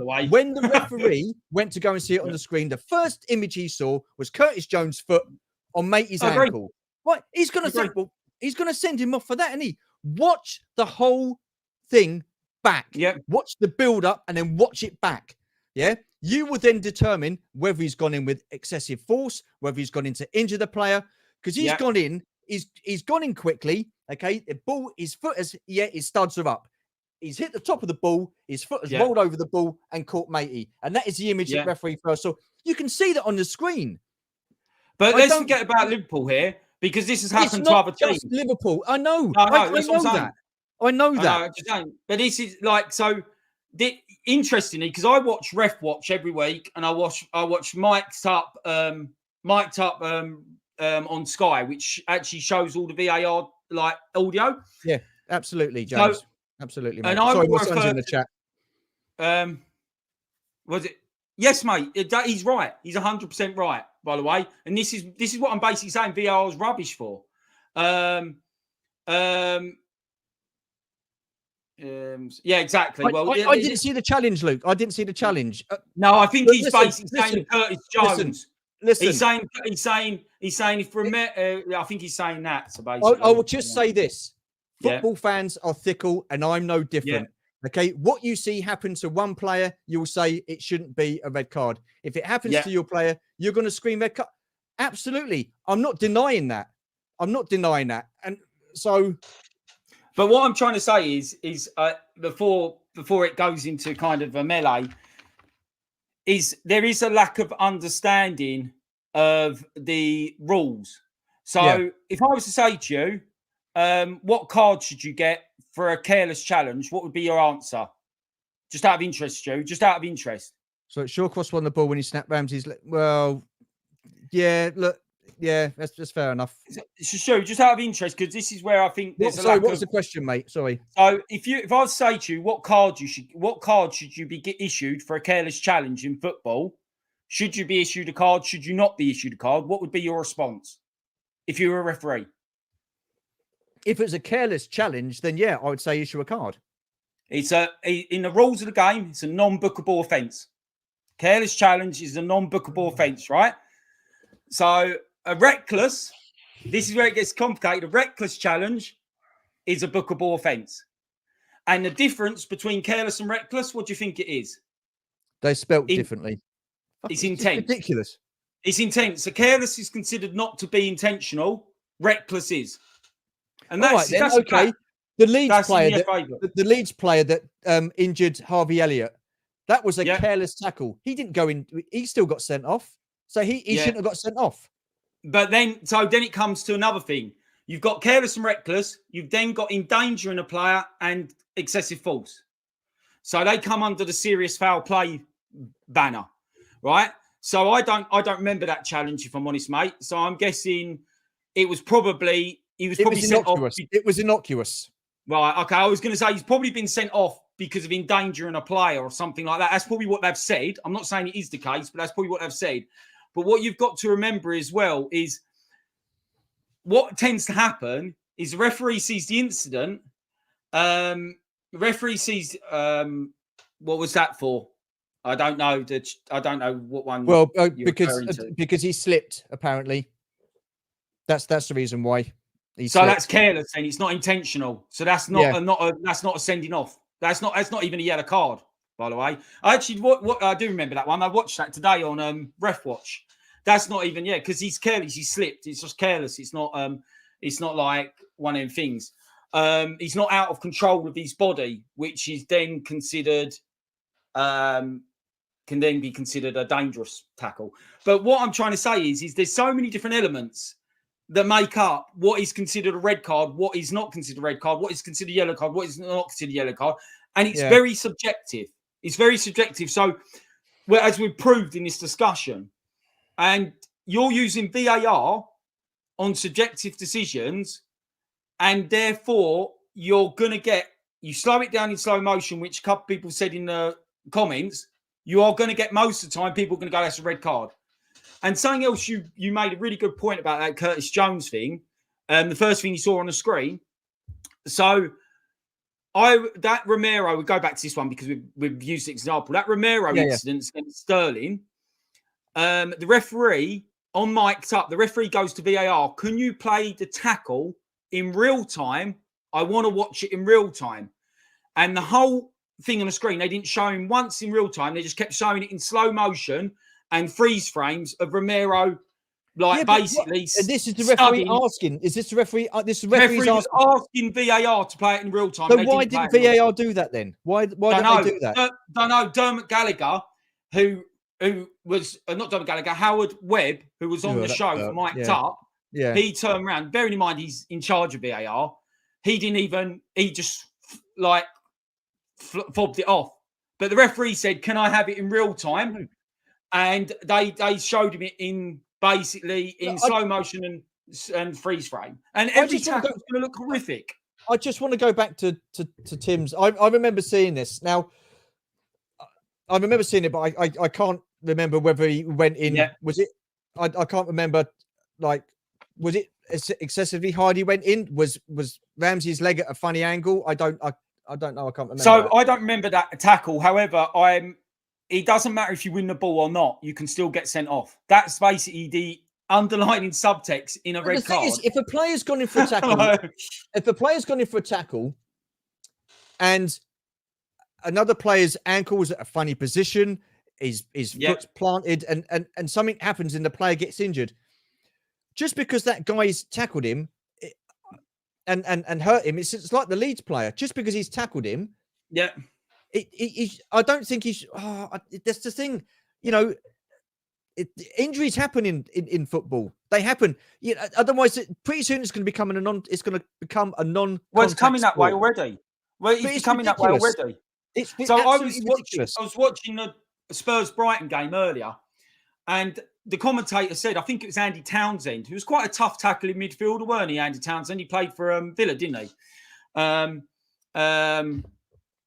Well, obviously wasn't considered to be a dangerous challenge. The reason being is because he never made contact with Robbo. Robbo jumped out the way.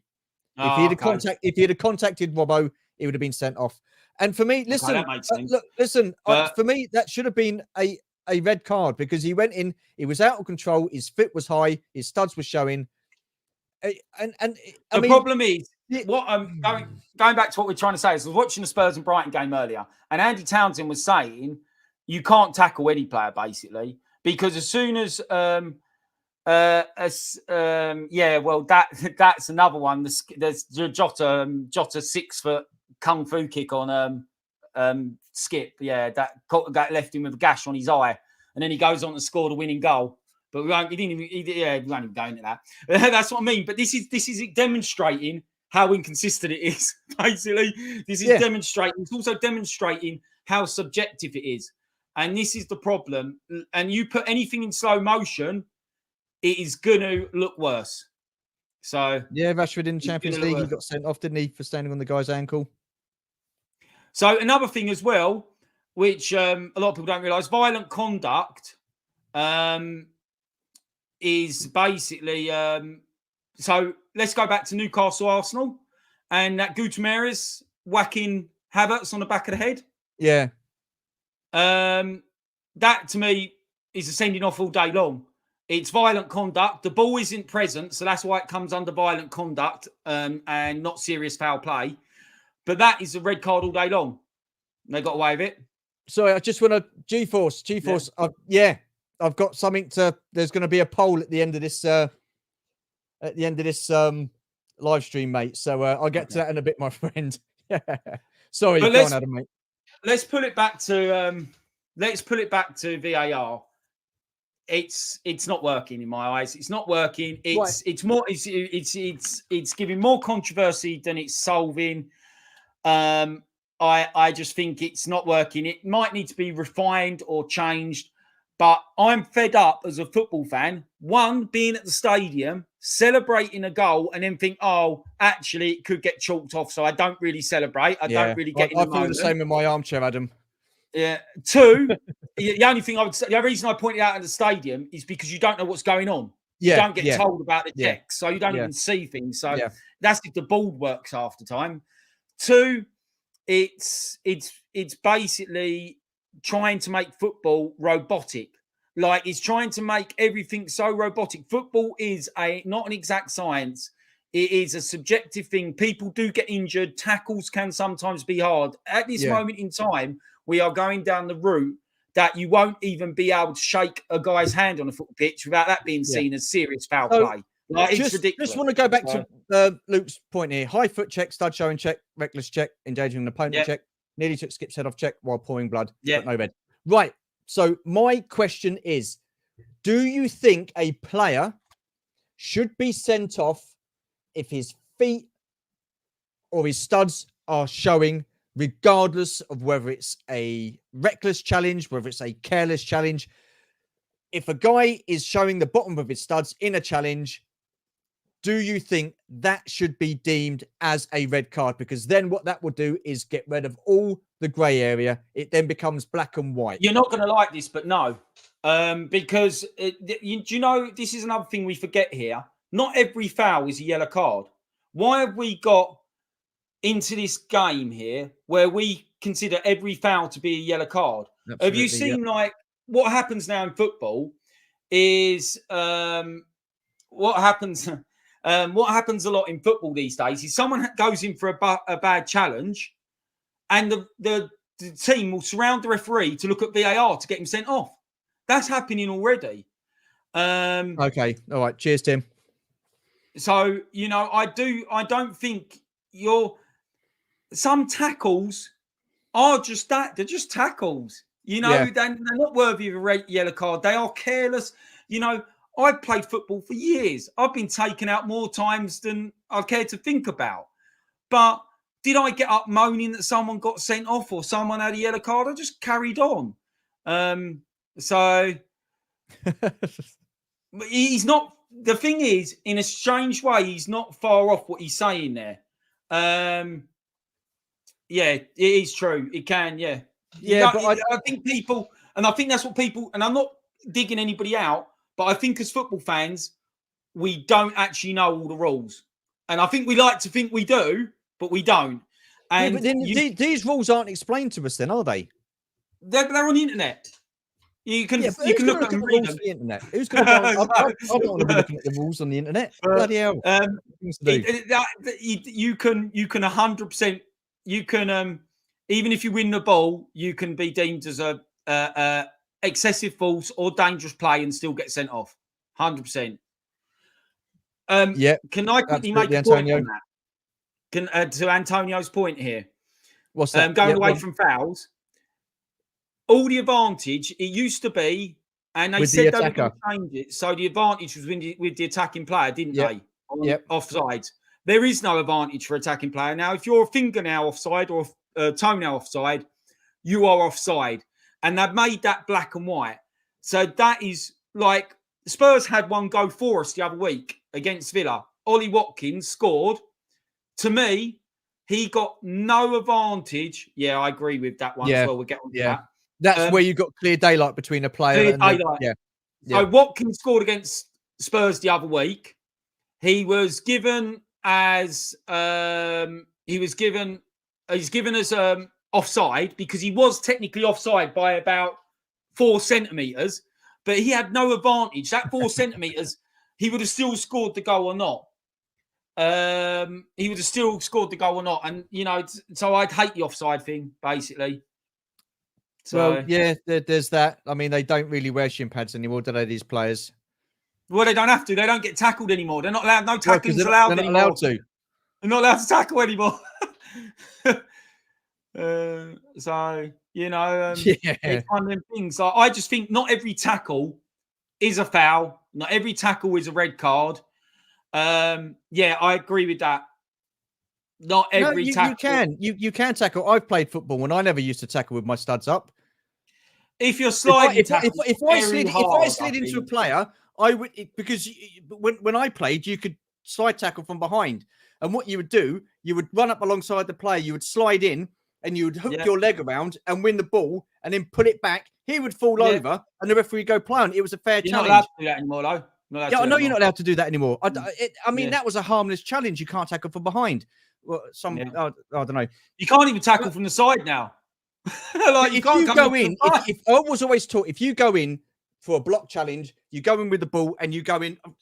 Right, bear with me, lads. I've got to get my leg up here. You go in. Where's my foot? You go in with this part of the foot. To really poor OnlyFans. Oh, no, you go in with this part of the foot, Luke. That's what I was taught to go in with. You go in with that part of the foot, and then you put the full weight of your body behind the ball and win the ball. You don't go in with your feet up. So that's how I was taught. I mean, things have changed. I don't think VAR is great. I think it should be binned. It's never going to be binned, but I think it should be binned. What do you think, once and for all?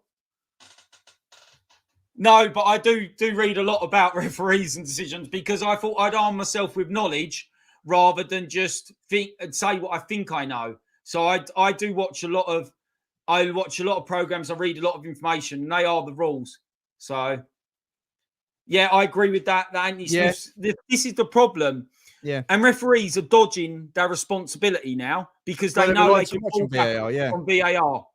So, but let's move this along. If you're sliding head on, you're not allowed to do that. You're not allowed to, because that would be deemed as you're out of control. We used to do slide tackles. You're not allowed to You run in can and slide anymore. tackle. You can slide tackle, but it is a very grey area. But going back to VAR, because we've got to move on to your final question. Yeah. Do you like it? Do you think it's working? I don't know. Like, what's your view on it? In a quick summarising. Overall, no, VAR isn't working. Because, like you say, it stops the game. If there's an offside, they're taking too bloody long to decide whether it's offside or not. It takes them bloody ages. So you're losing 3 or 4 minutes there while they draw their little bloody Etch-a-Sketch lines, right?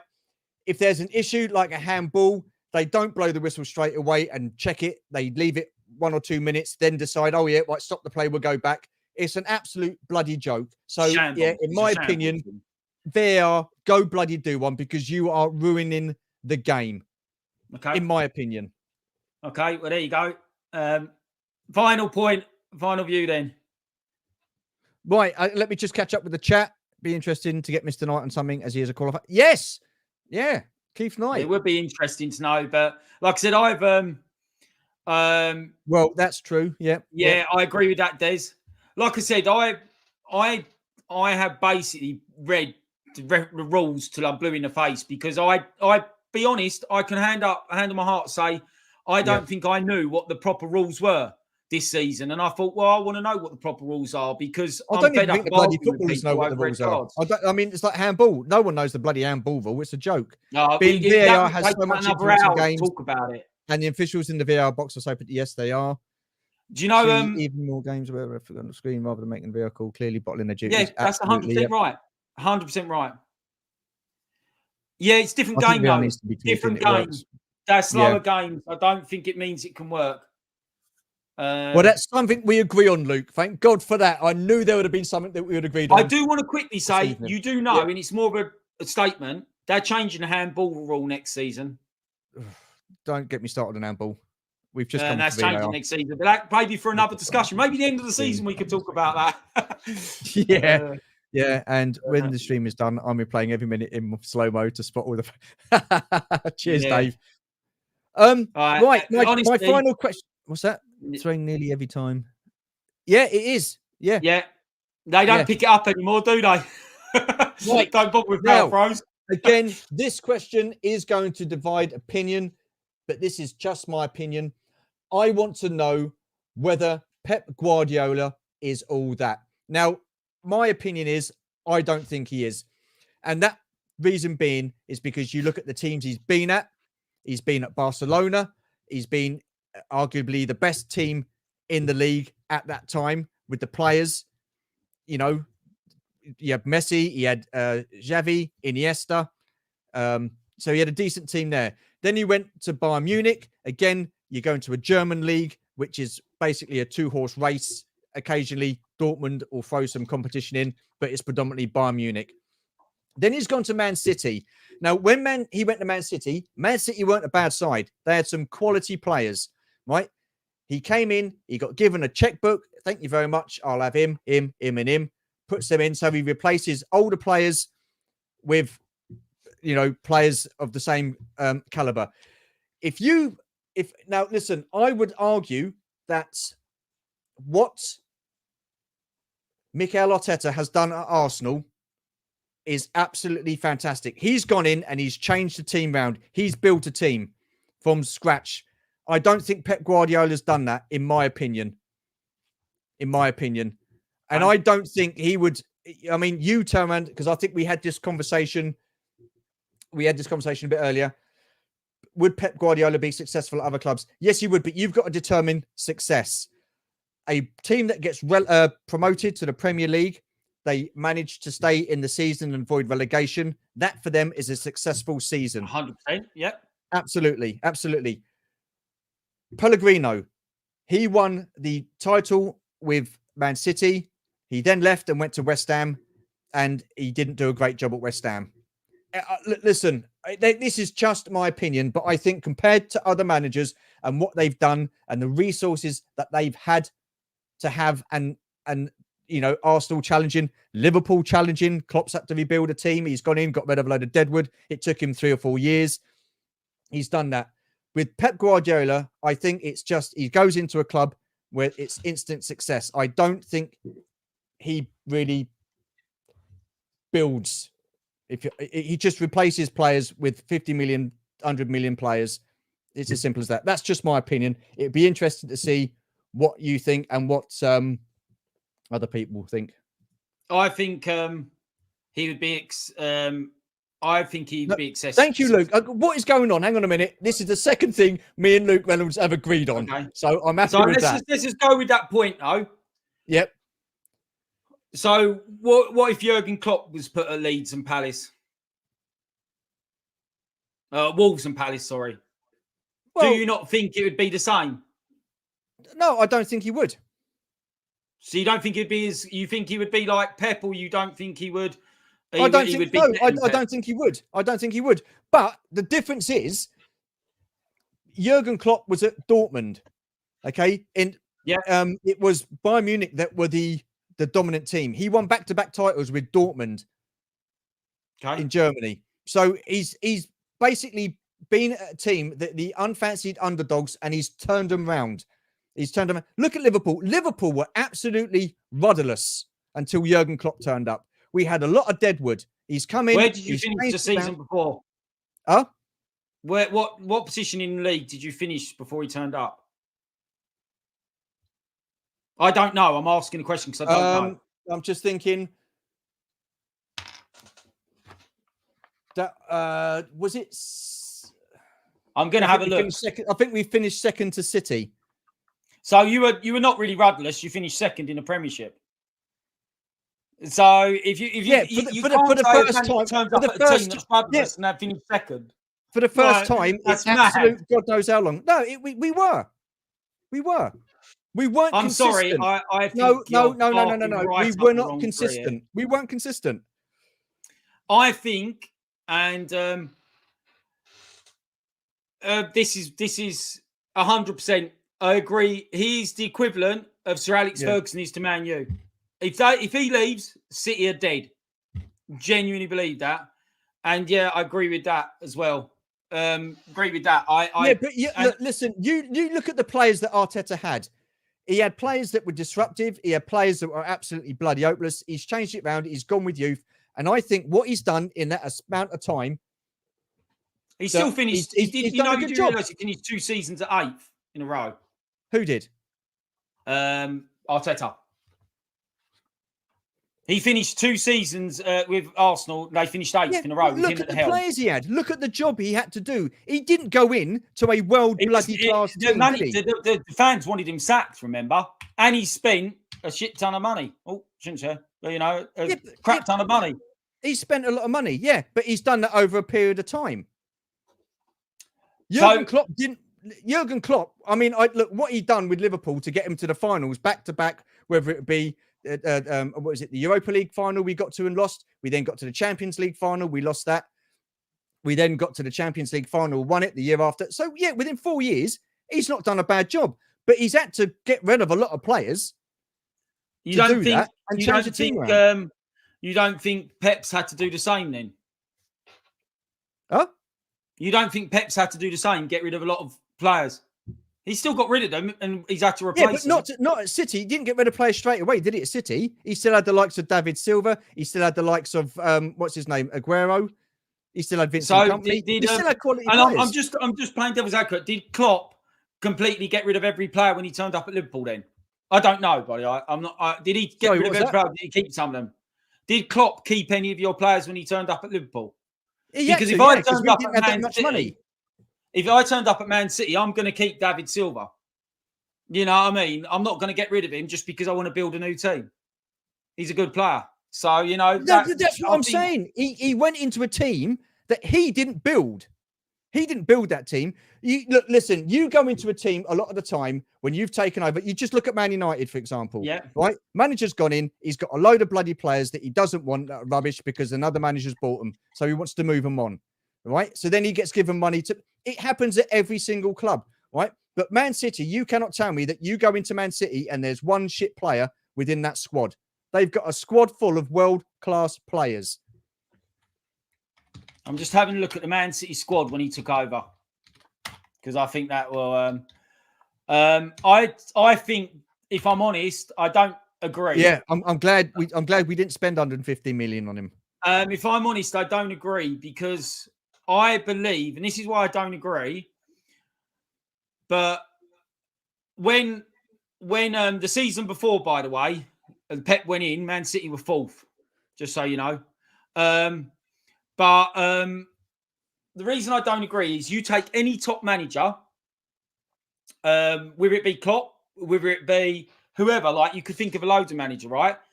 If you put them in a lower team, then by your standard, that they're either going to both struggle or they're both going to do well.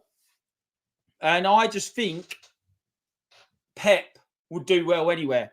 I think Jurgen Klopp would do well anywhere. I think there's certain managers who would just do well anywhere. He's got to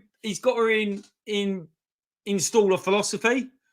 A Man City play a completely different way of football to what they did before he turned up.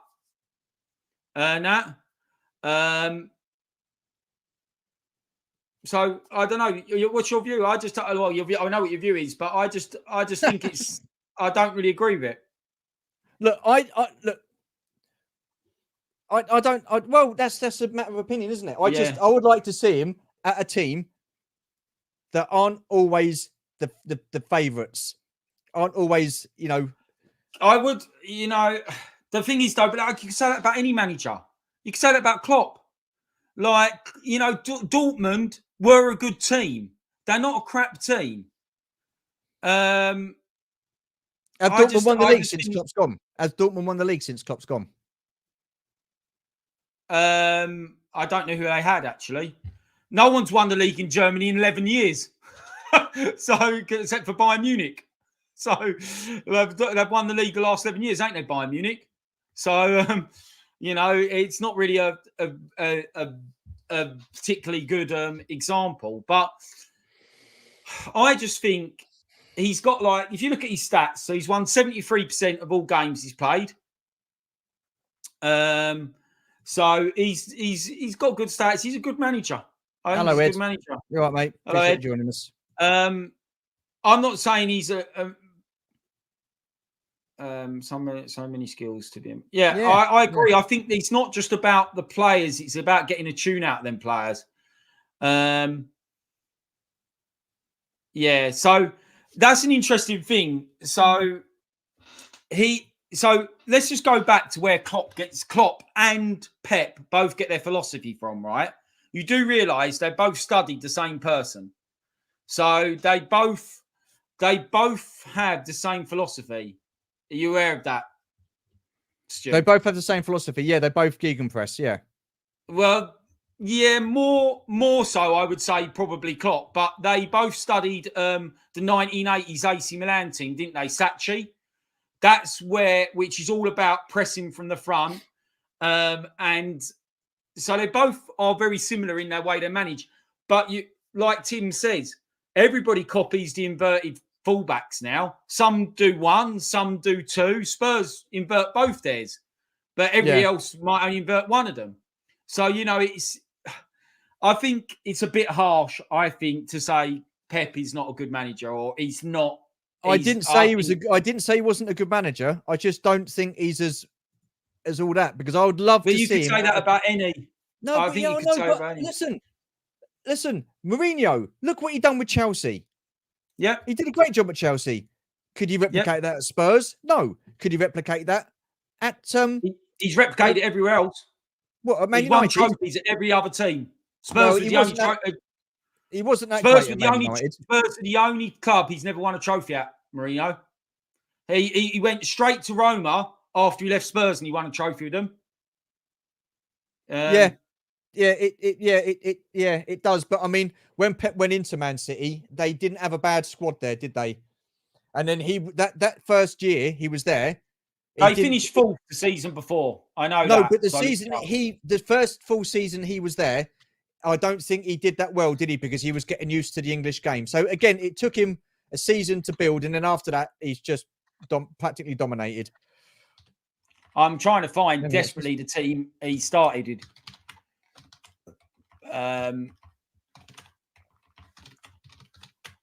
Yeah. I think we made this a bit about Klopp and Pep, and I don't think that's right. But I think Pep again, look, is, Daniel Chart saying the same thing. Every club Pep has managed has been stinking rich and already at the top of their respective leagues. He's never managed a struggling club. Absolutely.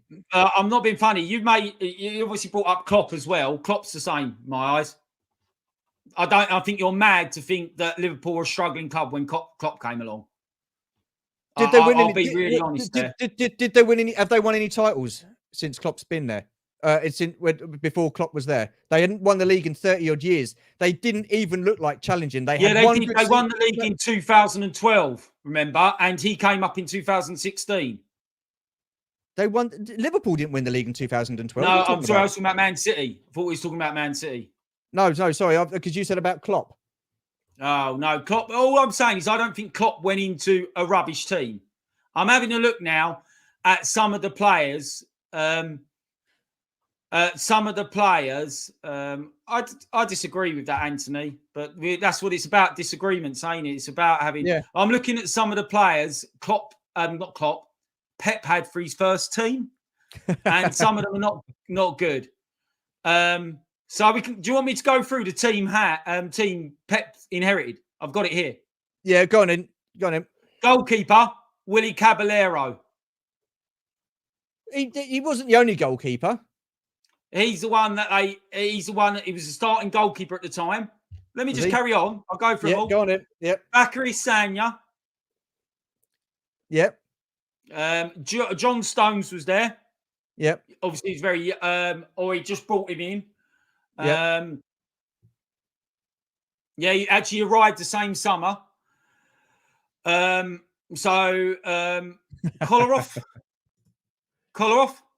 Yep. He wasn't a bad player. Yeah, Gal Clichy. Again, he wasn't a bad player. They're not great though. Fernandinho. No, they were, because otherwise City wouldn't have bought them. Can I just react to that? You know why Spurs done that? That was all about, they wanted to sack him anyway. And if he'd won them a trophy, they wouldn't have been able to sack him. And it was also about saving money because he would have got a win bonus for that. Cheers, Kieran. Thanks for being part of the chat, mate. Much appreciated. We are going to wrap up soon. Yeah, but no, he had some good players. Like David Silva's there. Yep. Yeah, but they didn't. The reason they didn't do that, just so everybody understands that, there was a lot of thought behind that. They didn't want Mourinho to carry on with Spurs, and they wouldn't have been able to sack him if he'd won a trophy. So they had to get rid of him before the final, and there was the element as well to win bonus. Yeah, but it was moments though. It wasn't consistent. It wasn't a consistent level. You know, we weren't challenging. I just think if you're saying Klopp isn't all that, then you'd have to apply the same. Sorry, Klopp. If you're saying Pep isn't all that, you'd have to apply the same to Klopp. I'm just being honest there. I think you would. Yeah, and again, Klopp won't necessarily buy the best or most expensive players, but he will make them better players. Yeah. Neither does Man City, though. Neither does Man City, though. They don't buy the best or most expensive players. They brought this Dooku guy, Count Dooku, and he's still probably. Cheers, Antonio. Really appreciate you joining in, mate. Thank you. So I personally don't. I think it's not fair to say that. I think it's not. I don't even think it's a question. I actually don't even think it's a question. No, I do. No, I don't even think it's a question. I don't think there's anything wrong with that. I don't. But listen, I'm not the only one. Well, I know you're not. Who's asked a question? But that doesn't mean you're right either. Because I'm sure. I'm just saying it's my opinion. My opinion doesn't make me right. I personally think it's a bit. I think it's a bit unfair, if I'm honest. That view. So, because I reckon you could say it about any manager. Is my personal opinion. You could say it about any top manager if they got put in a team that doesn't get a lot of money. Oh, they're going to struggle. Blah blah blah. So yeah, that's my view. He didn't have company. He did have Silva and Aguero and Sterling, but he didn't have company. But let's look at the team Klopp inherited then. Do you want to look at the Klopp team inherited? If you Hang on a minute, and I will tell you what I thought of those players. You're going to say they're all rubbish. You know I am. Go on. Go on, then. I'm just trying to find it. Don't think he had company. I was just looking at the lineup and company weren't in it. Millionaire, Simon Millionaire, apparently was your goalkeeper. Yeah, not brilliant. He was okay. Here we go. You're going to say rubbish tallies. Nathaniel Klein. He weren't in his first lineup. Sorry. Company weren't in his first lineup, which is what I was looking at. So he might have been at the club, but he weren't in his first lineup, apparently. John, Nathaniel Klein. He wasn't bad. He was injury prone. Martin Skirtle. He was just an old-fashioned centre-back, not like the ball. Here we go. These are like two Bob players. Here we go. Mohamedou Sakho, or whatever his name is. Shit. Here we go. Absolute crap. Alberto Moreno. Liability. Here you go. Lucas Levia. He wasn't a bad player. I didn't mind Lucas. He tried hard. This guy, I think, was extremely underrated, and I still think he's a good player. Although I think he's getting to the end of his career. Emre Can. Yeah, he was a good player. Wasn't bad. James Milner. Oh, legend. Adam Lallana. Yeah, too injury prone. Philip Coutinho. Bastard. Anyway, carry on. Yeah, Divock Origi. Yeah, again, not a bad player. That apparently is the well. That's what I've just googled. I don't know if it's his starting lineup, but they're the players. He actually says Fandango. Hello, sir. Thank you. Yeah, it's actually starting lineup. So that was the starting lineup in October the 17th, 2015, when they played Spurs. Funny enough. There you go. Okay, well, I think we'll call it a day there for the football chat. We've gone on for just over 2 hours. So to be fair, I'm surprised A, it's gone that long. B, there's been as many people in the chat as there has, because I've spent the last couple of years building friends within the toy community, and this could have gone horribly wrong tonight. So appreciate everybody watching.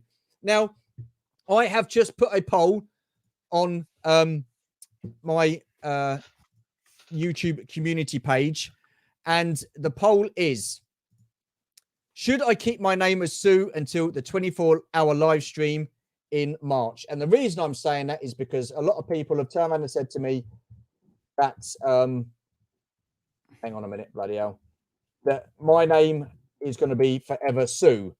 So with that in mind, the question is, do I keep it as Sue? Because originally I was going to only change my name again on the 31st of December, ready for next year. But a lot of people have asked the question, will I be keeping my name? So the vote is yours, people. So it is up on my YouTube community page.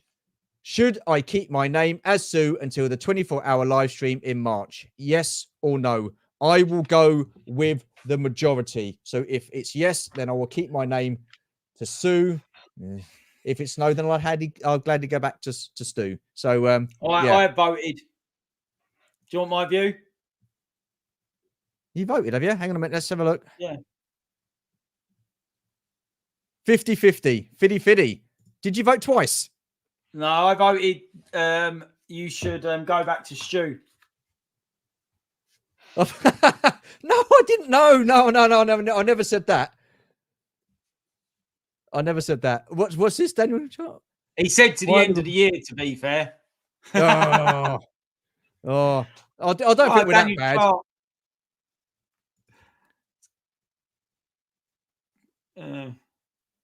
Klopp's first Liverpool team beat Spurs in the first. Oh, I thought it was a 0-0 draw when Liverpool and Spurs played. No, well. If it had been at Anfield, mate, it definitely would have been you would have won, because we've won twice in 25 years there. So we just don't win at Anfield. So anyhow, look, listen, that's going to be it for the live stream. I just want to thank Adam. I know it must have been quite painful for you in some parts, especially talking about rival teams. It's never an easy subject to talk about football, because it is so bloody frustrating and tribal and stuff like that. Me personally, I do not take it personally. It's only an opinion, and everybody has an opinion. I can live with that, so I'm not fussed. But yeah, I just want to thank you, and I just want to thank everybody in the chat. Hang on a minute. Such a lie. You told me before the live stream that if anybody disagrees with you, they don't know nothing. Stu, you can't leave the name. Yeah, I can, because people have been turning around saying, oh, because I've said a couple of times, oh yeah, it's going back to Stu on the 31st. And I said, no, you will be forever known as Sue. So the choice, people, is yours. That's why I put the poll up. It will last until New Year's Eve, and then the result will be final on Monday. So you've got till Monday to vote. So yeah, up to you guys. I'm easy. What's this? Was 0-0? Yes, it was 0-0. Yep. Right. Listen, I just want to thank everybody in the chat. Really do appreciate you joining in. It has been a fun chat. I thought. I think we handled it quite well, Adam. What do you think? Yeah, I thought it was all right. I feel a bit knackered. I feel a bit knackered now, though. Yeah, well, I do feel that we should all educate ourselves on what is a foul and what isn't a foul. It's all online, because I do think that sometimes people forget that. Yeah. That's all I would say. So I have to admit, no, until the end of the year. Until the end of the year. I'm sure he said to the end of the year. So I said until the end of the year. Yeah, I think he did. And to be honest, my name back on the 31st of December. How many times you do realise you can only change your name 3 times on Facebook before you can never change it again? So you got to be careful. Well, yeah, that's what I mean. I've changed it the once, haven't I? So yeah, Facebook only let you change your name 3 times, and then you can't. So if I go back to Stu, it will be staying at Stu. Simple as that. But if you guys, I mean, if you want me to keep it at Sue, I'll keep it at Sue, and I won't change it. So, okay. Oh, cheers, Tim. Thanks, pal. Cheers. I'd just like to say thanks for everybody who joined in. The rules in black and white. I know what constitutes a foul. Modern football is. I weren't actually directing that at you, Luke. To be fair, I don't know why he's taking it so personally. As long as he has in the chat, I thought Luke was going to do a run. I thought because he don't like talking about. I'll probably get a message after this. But no, I'd just like to say, I'd just like to say thanks for everybody who jumped in the chat, because it certainly made it more interesting and more fun. Thank you guys, cheer me up after the shots, but well, there you go. So this live stream, it's not going to be a regular thing. I think it went okay. So what we'll do is we'll revisit this in at the end of the season, Adam, if you so wish. Yeah, no, we definitely will. I don't think we could deal with it all if we done it over a regular thing. I think a couple of times a season's no, I couldn't do it as a regular thing. Absolutely not. Absolutely not. I feel exhausted, mate. I'll calm down, Stu.